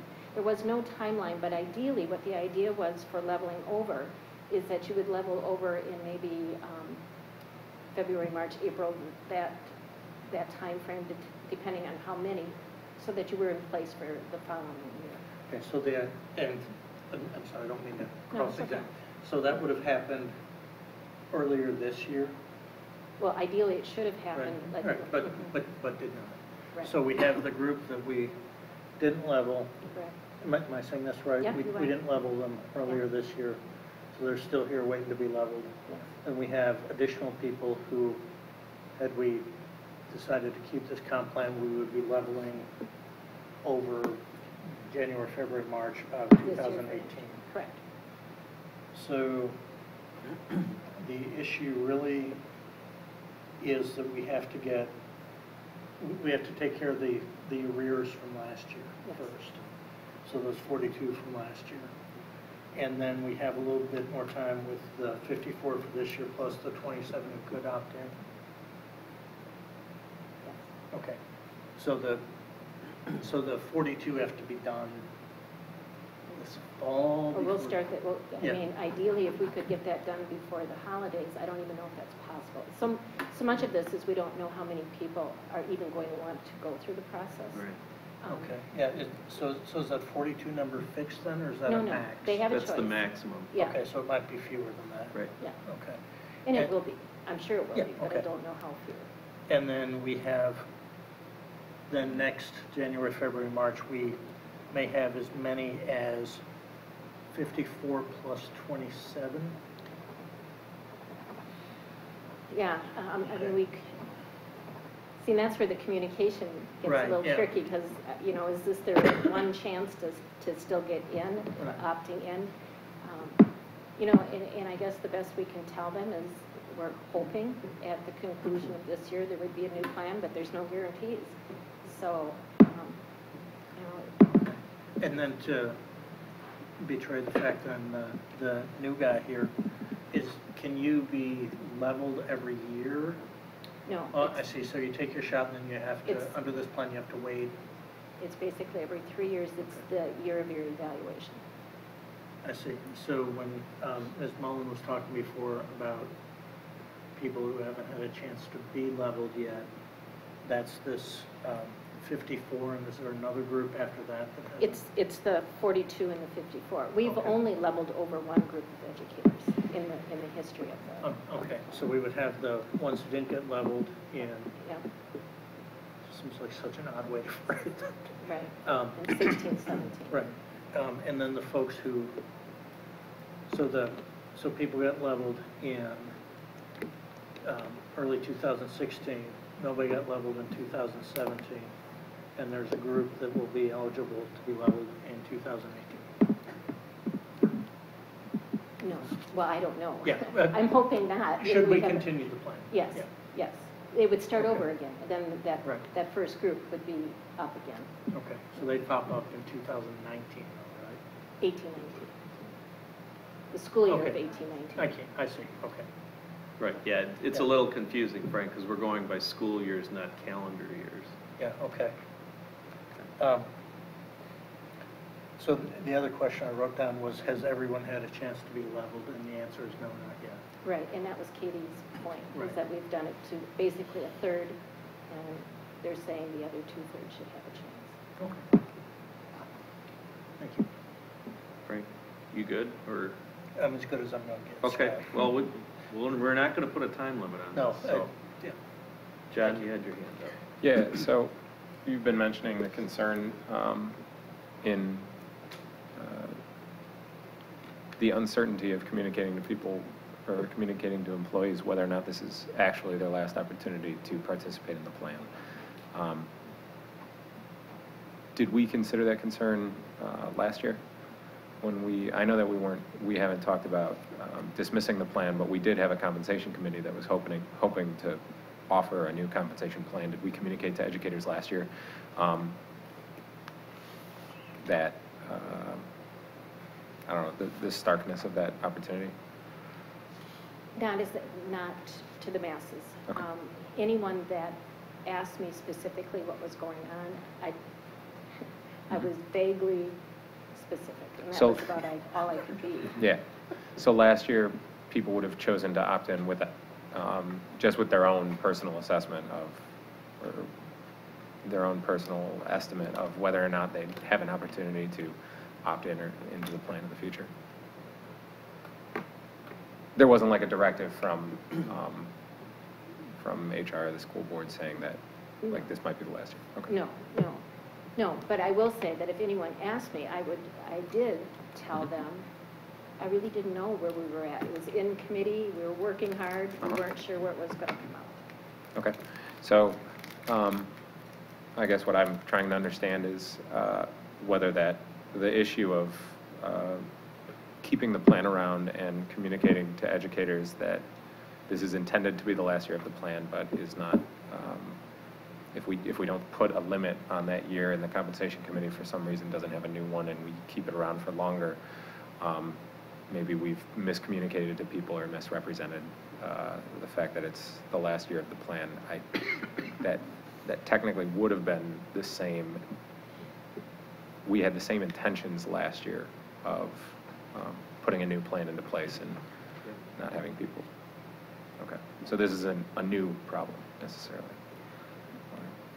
Well, it's not exceptional to this school year.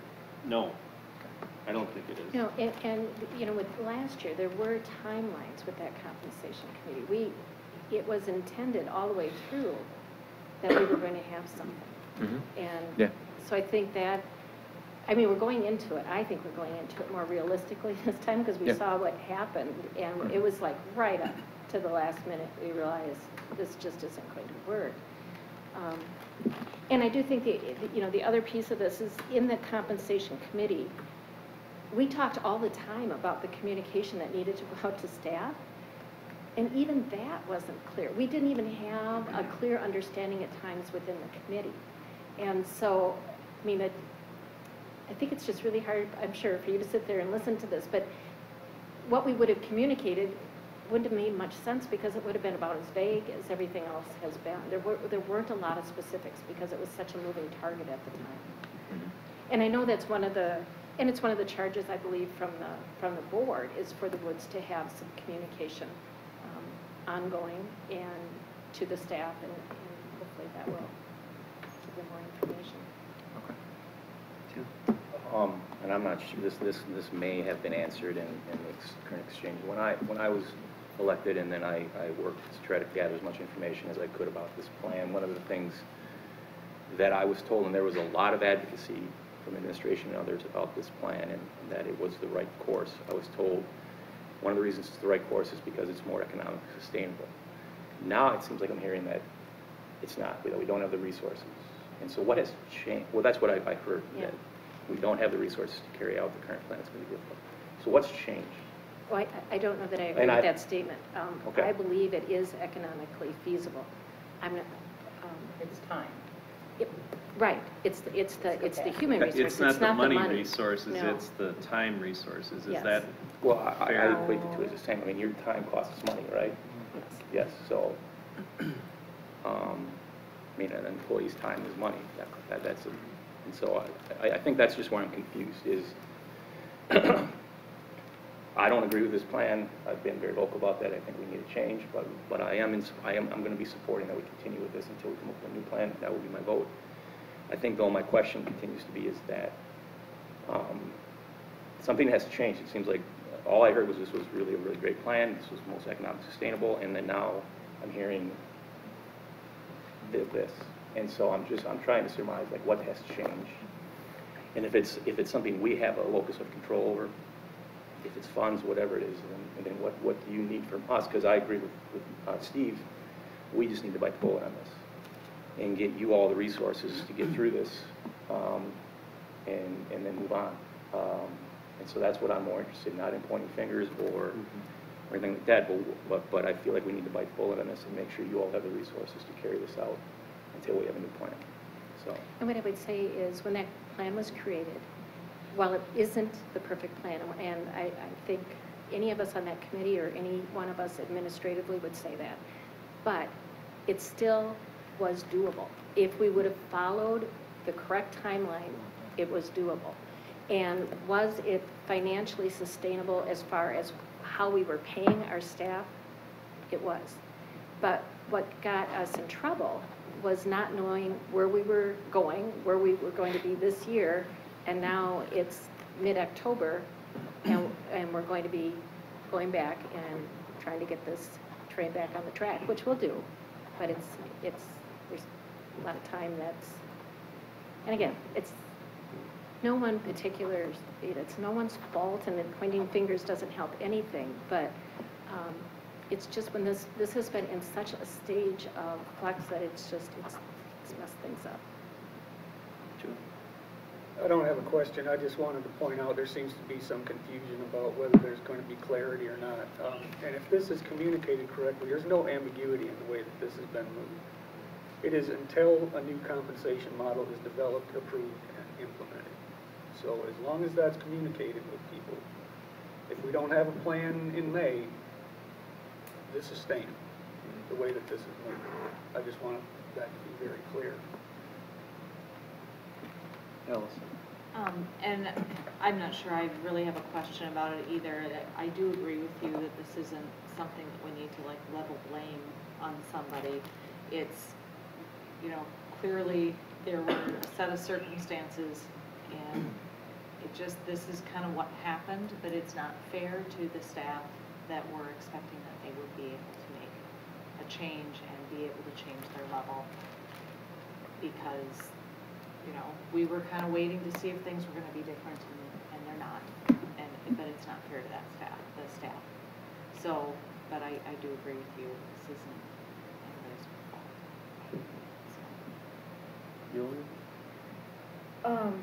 I just think that by changing to having no plan until we get number one, we're gonna actually have more problems later. And also if we, you know, next year, we say we don't have the plan for next year, but a new plan, I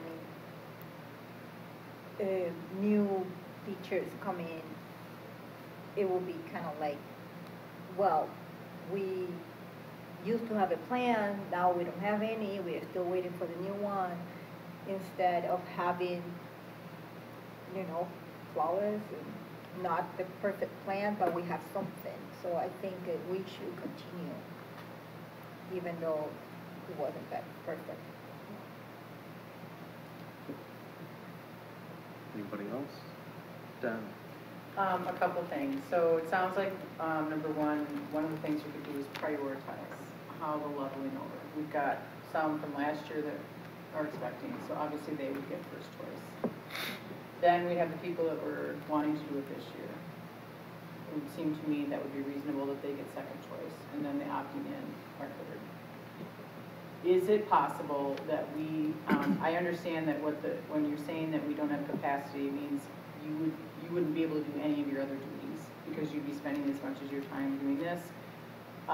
As well as we'd have to schedule teachers to have these meetings when they should be with their students.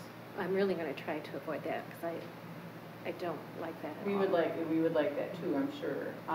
Is there, though, some way that we could hire somebody temporarily to take on some of the duties that you or Judy, it sounds like you said that Judy actually is the one that's going to be the most in demand for time.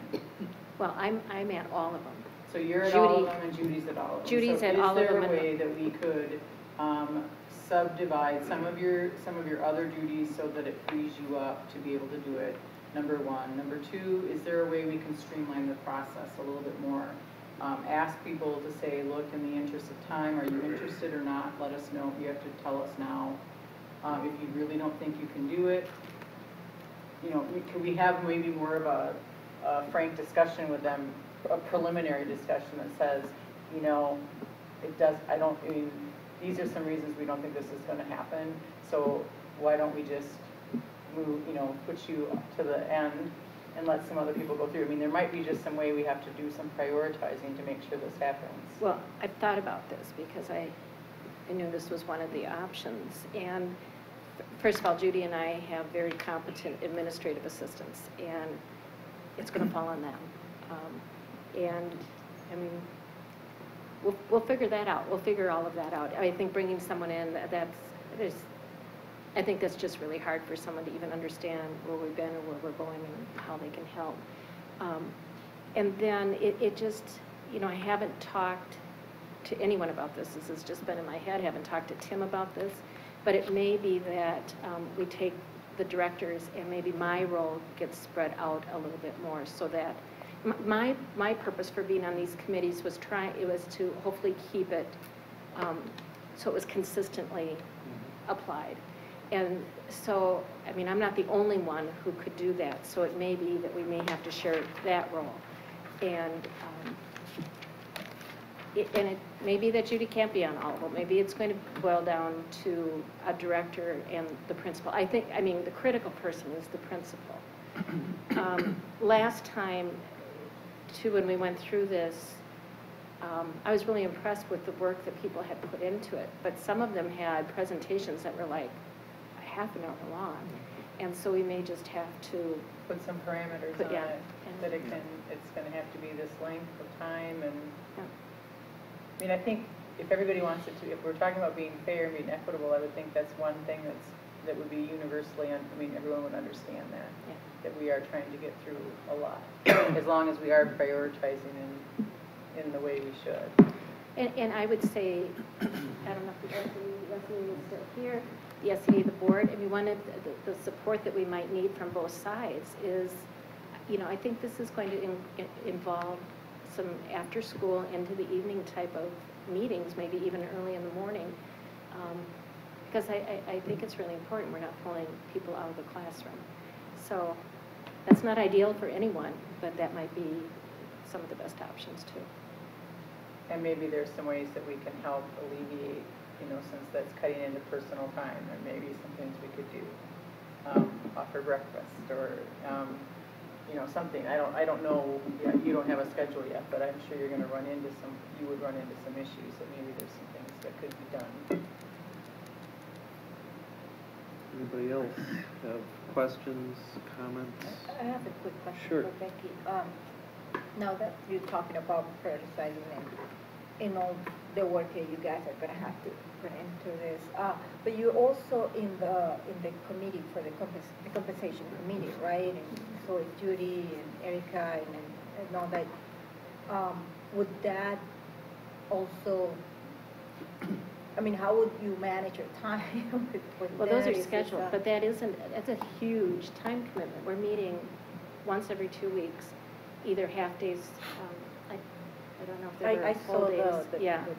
So those are already on the calendar, and I mean those are important too. So I think what Donna was saying about probably hiring someone to help out with that is a good idea.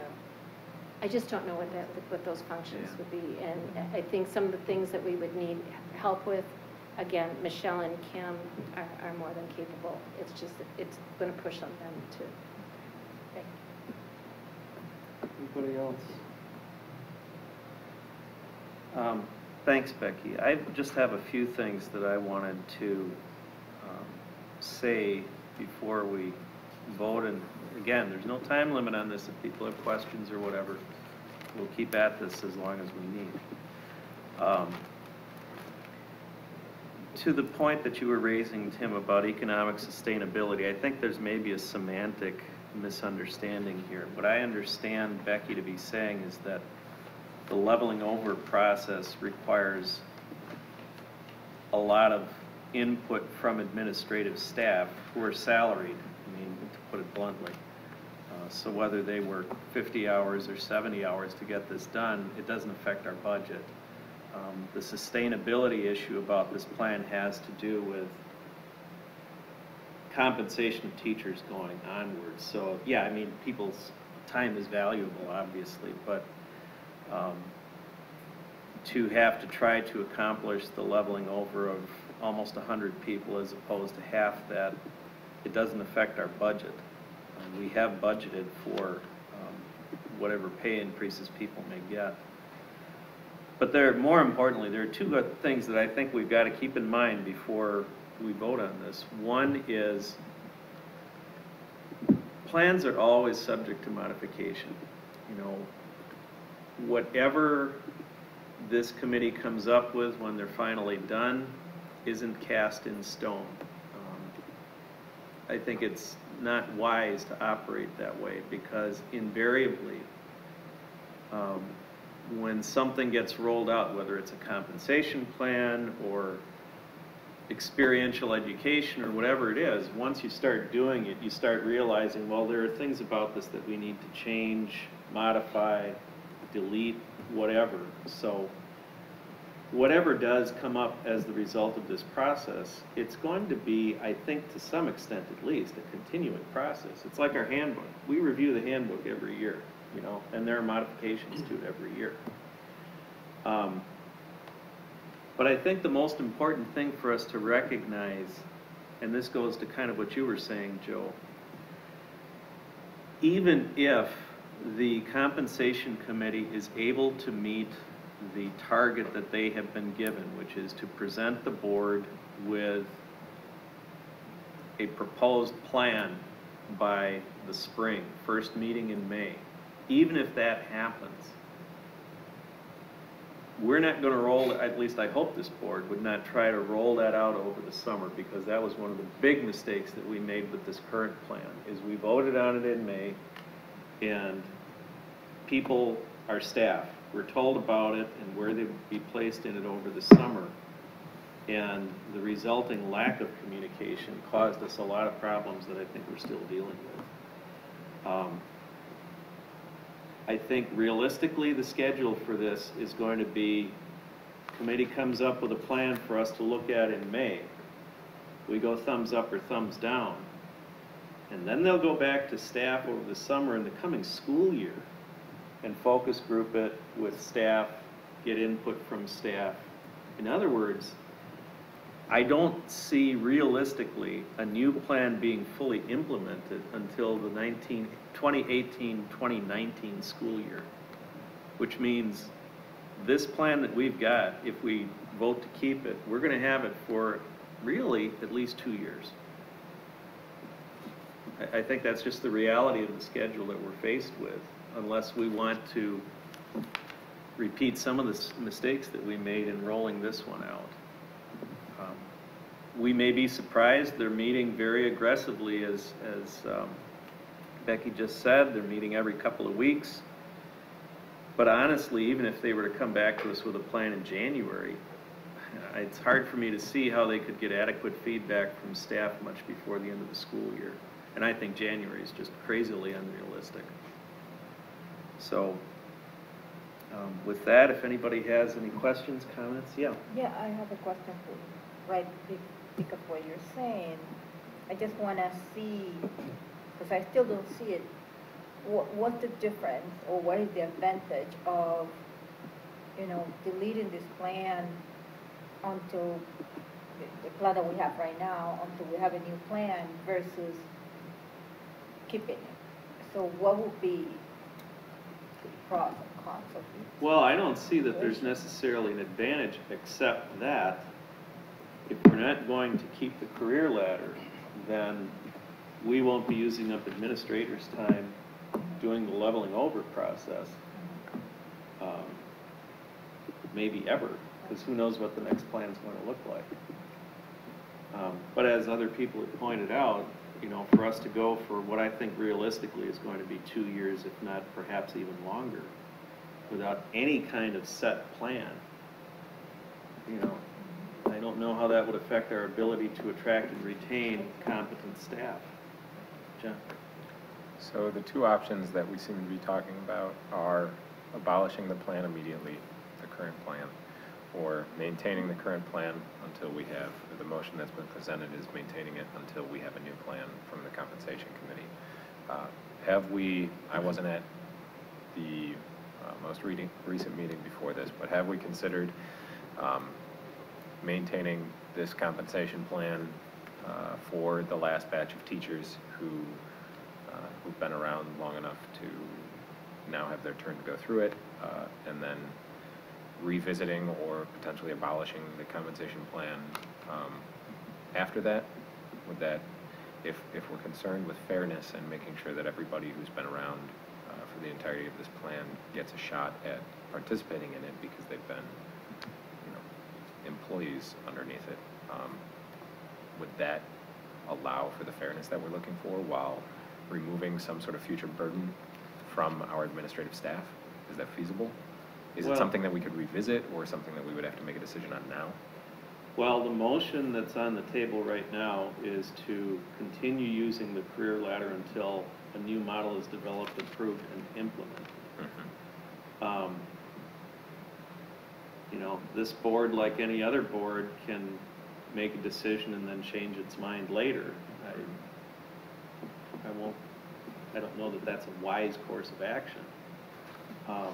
But who knows? Maybe come May, they'll have something that's so stellar that it's going to get rolled out with no problem at all, and that might then be something that the board could consider doing in May, is saying, okay, we're not going to do this anymore.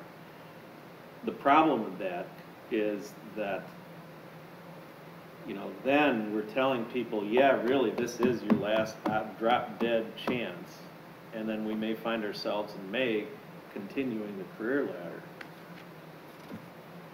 or having nothing to replace it. So I understand that concern. I guess what I was trying to ask Becky about earlier is it feels like we've been indirectly communicating that to people for 2 years. It feels like if people were asking and paying attention to the fact that we had a compensation committee that was trying to develop a new plan, we have been telegraphing that. We're hoping to have a new compensation plan for them. And if we have very clearly, as far as I can tell, communicated tonight that a lot of our board members are interested in maintaining this plan for potentially 1 more year, not because we think it's an exceptional plan, but because we think that it is fair to the employees who have been along with it for a couple of years but haven't had the opportunity to actually be evaluated by it if they want to. I feel like we can communicate pretty clearly to the staff that keeping it around for another year is with the intention of being fair. However, both administrators, faculty, potentially community and board are all in agreement that this is not the plan that we want moving forward. So after this year, we could potentially abolish it. If we're even considering abolishing it right now, I don't understand why definitively saying we will keep it around for 1 more year out of concrete fairness or out of clear fairness and then abolish it later would. I don't understand why there would be a major concern with that. Okay. I guess I don't see them. I'm sorry, John, were you done? Yeah, done. I think I share John's concern. My intention at this point is to vote to continue the plan. What I'm concerned about doing is continuing it indefinitely. And I think that we're in a situation where we have a plan that everybody agrees we don't like it. But from what I can tell about the negotiations, there's no consensus. I mean, we don't look like we're moving towards consensus or to a decision about what a new plan is going to look like. So I agree that I think it's fair to, and I may be wrong about that. If I am, please correct me. And I agree with the point that it's fair to give everybody sort of one shot under this thing to get leveled. But what I wonder about is if there's value in putting a firm sunset date on this plan to sort of nudge the decision along about getting a new plan in place with on a timeline that we can make sure that we roll it out in a way that's useful for everybody involved, including the administrators. Joe, go ahead. Well, I guess my question is, are the two of you offering an amendment to the motion? I'm sort of hinting at an amendment is how I would frame it. It needs to be carefully worded. Did we not have, in a previous meeting, when we said, go back to the committee and come up, I thought there was a date there.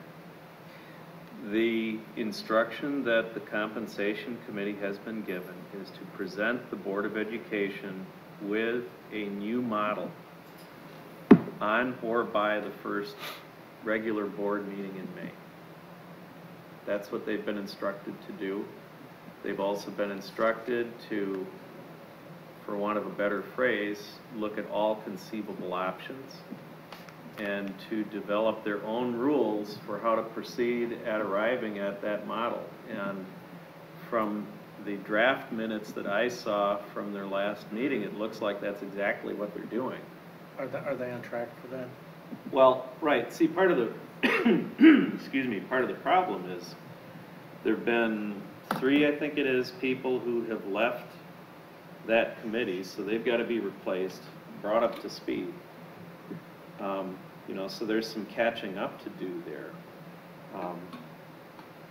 See, you know, and you used the word negotiations, Frank, and I don't know that that's necessarily the right way of looking at it, because there's no negotiating. It's a committee trying to come up with a plan. I mean, yeah. What we've done in our with the last motion or the last instructions we gave them, I think, could be properly characterized as loosening up the parameters within which they have to work. Previously, they were told these are some things that are essentially off the table. They were told that you have to arrive at a consensus agreement. Well, now they've changed that somewhat. So it sounds like they've developed a framework for going forward that will result in, make it more likely that a product will come about. Because we gave them instructions 18 months or so ago, I believe it was, to do more or less the same thing, that by, and I forget the date that we gave them, I think it was March of last year or something. By then, you must have a plan for us. Well, they didn't. And that's why we are where we are right now. I think what makes sense in light of the discussion, unless people have an objection, is I'm going to call for a vote that's on the motion that's on the table now. And if it fails, there could be another motion. But what was put on the agenda for today is to move to approve continuation of the plan or to discontinue it. I think if people wanted to put a sunset clause in there, that's within the notice requirements of the meeting. So unless anybody has an objection, I'm going to take a vote on the motion that's on the table. Can you just make the motion? It was the suggested motion, which is, correct me if I'm wrong, Joe. Move that the district continues to use the current career ladder until a new compensation model is developed, approved, and implemented. Okay.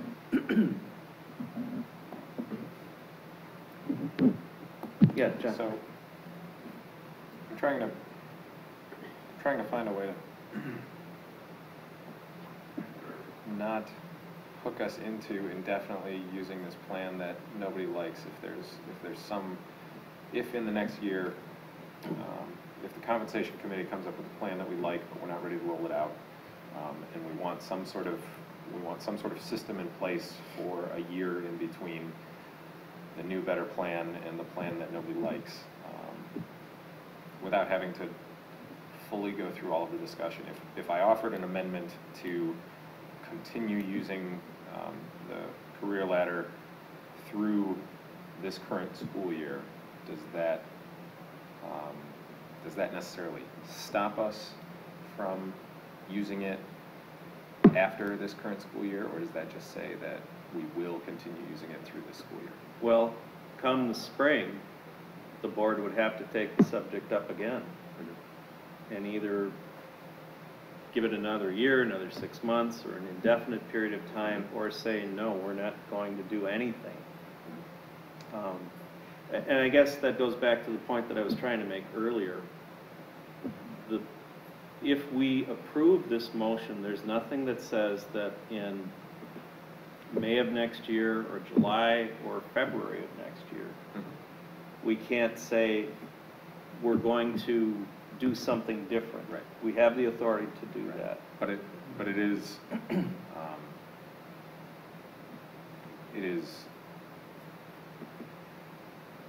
it's communicating clearly that we intend to keep that, as of right now, we intend to keep this plan indefinitely until we have it. Until there's something else that's been developed, approved, and implemented. Right. And if that happens sooner than the 18-19 school year, great. If it happens in May, that's great. And part of that new plan would be the discussion of when and how to roll it out. I would certainly hope so. Yeah. I mean, we didn't do a good job of that with this plan. I'll be the first to admit it. Now we know. So Right. that, Right. sorry. Did you have a question, Steve? I just wanted to contemplate that there could be part of the new plan a transition period. Sure. Okay. So, Yeah. That's Tim's intention. I think that's entirely possible. I mean, that's kind of some crystal balling Right, here, obviously, exactly. but Yep. that's certainly a possibility. So if I did offer the amendment as I posed earlier to continue using this plan through this school year, it then forces us as a board to revisit this in the spring. And If necessary. well, No, It forces it forces Yeah. us to. Yeah, so, I think what We Joe can said, if revisit it necessary- at any time, though. We can, right, but the way that it's worded right now, it's not at all clearly communicating to the community that we might have an intention to or have a desire to. It's definitively, we will be using it until we either, somebody brings it up, somebody asks for it to be presented on an agenda, we get an administrator to, if Tim again says, like he did this time, that he would like us to get rid of it, like, something has to happen for us to reconsider it, right? But again, I think in terms of communicating to the community and to our staff, we have given firm instruction to that committee and loosened up their rules to get us something to replace this, at least for us to review and vote on by the first meeting in May. That's pretty clear. And if we can move on it sooner than that, great. Go ahead, Julie, I'm sorry. But we are going to have to talk about this again when the compensation committee comes to us in May 17, I think is the May meeting. 18. So we will have to talk again about this. Yes. And we'll have to then make a decision by that time. Also, either if it happened, great, but if not, then we'll have to rethink probably this again. too. Yeah, I so- would just, if I could just jump in real quickly, Jen. I'd also throw this point out. We've also directed the compensation committee to give us periodic updates. So it's not like the bag is going to be closed until May, and then we finally get to see what they got. We'll be Right. monitoring them. If it looks like they're not going to get it done by May, this board may very well want to, assuming that this motion were passed, this board may very well want to revisit the issue. I agree. Frank or Steve, did one of you have? No. Okay. I've been talking about it. Alice? I'm just looking at the wording of the motion, and it says at the end, until a new compensation model is developed, approved, and implemented. Mhm. What do we mean by implemented? We're already using it? We're all...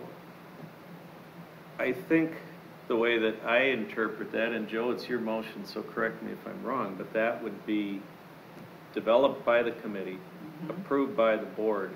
The implementation process would be whatever the committee comes up with. You know, there could be a bridge sort of thing like Steve was talking about. You know, for example, it could be, say, that if we approve something in May of 18, you know, we're hiring teachers all the time. It could be that new hires for the 18-19 school year would be the first ones to get this, you know, and if there's some kind of, like if we had something now where you got to opt in and so forth, it may take a while. Okay. Does that make sense? Yeah, I just somehow the way it was worded was, I just saw this loop. Mhm. We didn't get Well, out we don't of it. want this to go on forever. I think we're all Okay. process. I think Okay. we're all agreed on that. That's certainly not my intention in No, the motion. I and don't I like didn't the think plan it any was. better than anybody else Right. does. You know, it's the recommended motion. I can see some of your points, but it's the motion that I made. Mhm. And again, I would just remind everybody, there's nothing that says we can't change our minds down the road if we decide that that's the best thing for the kids of this district. So, yeah, just to also be clear, I recognize that we will be talking about compensation again, and hopefully in May or sooner. My concern is that right now we're talking about it in October, and we're talking about considering whether or not to continue using this plan now or abolish it in the middle of a school year. And if we come to May and they have a great plan, but we need like some sort of gap year and we don't want to use the career ladder, it would be, I assume that it would be in the best interest of our school district for us to figure that out before May and start developing a plan for what that gap year is going to look like before May, and I want to make sure that we do that. And so if everybody's in agreement that that the main reason that we're keeping the plan around for, potentially keeping the plan around for this year, if we were to vote on that, or if it were to successfully pass, that the main reason that we're keeping it around for this year is that we have one more year for fairness for the original 3-year cycle. I can just see us not wanting to use this again if we need that gap year, and I want to make sure that we visit that before May, is I guess what I'm trying to communicate. Well, yeah, I can tell you that, again, pursuant to the last instructions we gave the committee, they're going to give us updates. I fully expect that we will have discussions at the board level on what's this looking like, are you on track, is it going to happen, et cetera, and, you know, come maybe March or so, we may end up having to have that discussion of, do we have to have some kind of a bridge transition plan for the next year or year and a half or whatever it is. Okay. But, okay. Sorry, just one last thing. Yep. With that being clear, or with those intentions being clear, I'm comfortable with the motion as it stands. I think I just want to make sure that people know that I wasn't or understood where my thoughts were coming from. no, that's fine. That's what this is for. Steve, did you have something? I just was just thinking, do we need, I don't think we have a chairperson, or yes, a chairperson for the employee relations committee. So will we need to go through that process? I mean, Well, the board president appoints the chair. Okay, thanks. Yep. And I've been waiting until we got this empty seat filled until I visited the issue of committee assignments. Okay. Oh, Donna. President Dirks, can I call the question? Yes. Can we just vote? I don't remember the process for what happens after I call the question. But Well, I does can it need to tell be you. seconded? I'll second. Frame seconds. Yep. Okay. All right then. All in favor of the motion as made by Joe and seconded by Yoli, please signify by saying aye. Aye. Anybody opposed? For the record, the chair votes aye as well. So with that, the motion is unanimously approved. And I know that our administrators will do their level best to make this happen. And if the administration feels that it needs some added resources of any kind to make this happen, I hope that the administration will come to the board and make a request, and we'll see what can be done. Okay, thank you. Thank you, everybody. That was a good discussion. I think it's really important for the public to know where we all stand on this. As we all know, this has been a major controversy for a long time. And I hope that this is a step towards moving towards closure, to use an overused word. So, future events and meetings coming up. We have a regular board meeting 2 weeks from today. Finance does not meet on the 16th because our annual meeting is on October 23rd. We have a regular board meeting November 6th. Finance meets on November 20th. Policy Committee is, I got to double check that with Tim, but he's looking at November 6th right now. Policy meets on November 6th. I was thinking of something else. And then Facilities next meeting is January 16th. And we'll try to get Facilities on the agenda probably November for an update on what happened at the last meeting, report on what happened at the last meeting and so forth. Okay. With that, I would entertain a motion to adjourn. So moved. So moved by Second. Joe, seconded by Steve. Any discussion? Please signify by saying aye. Aye. Anybody opposed? All right, with that, we're adjourned. Thank you, everybody.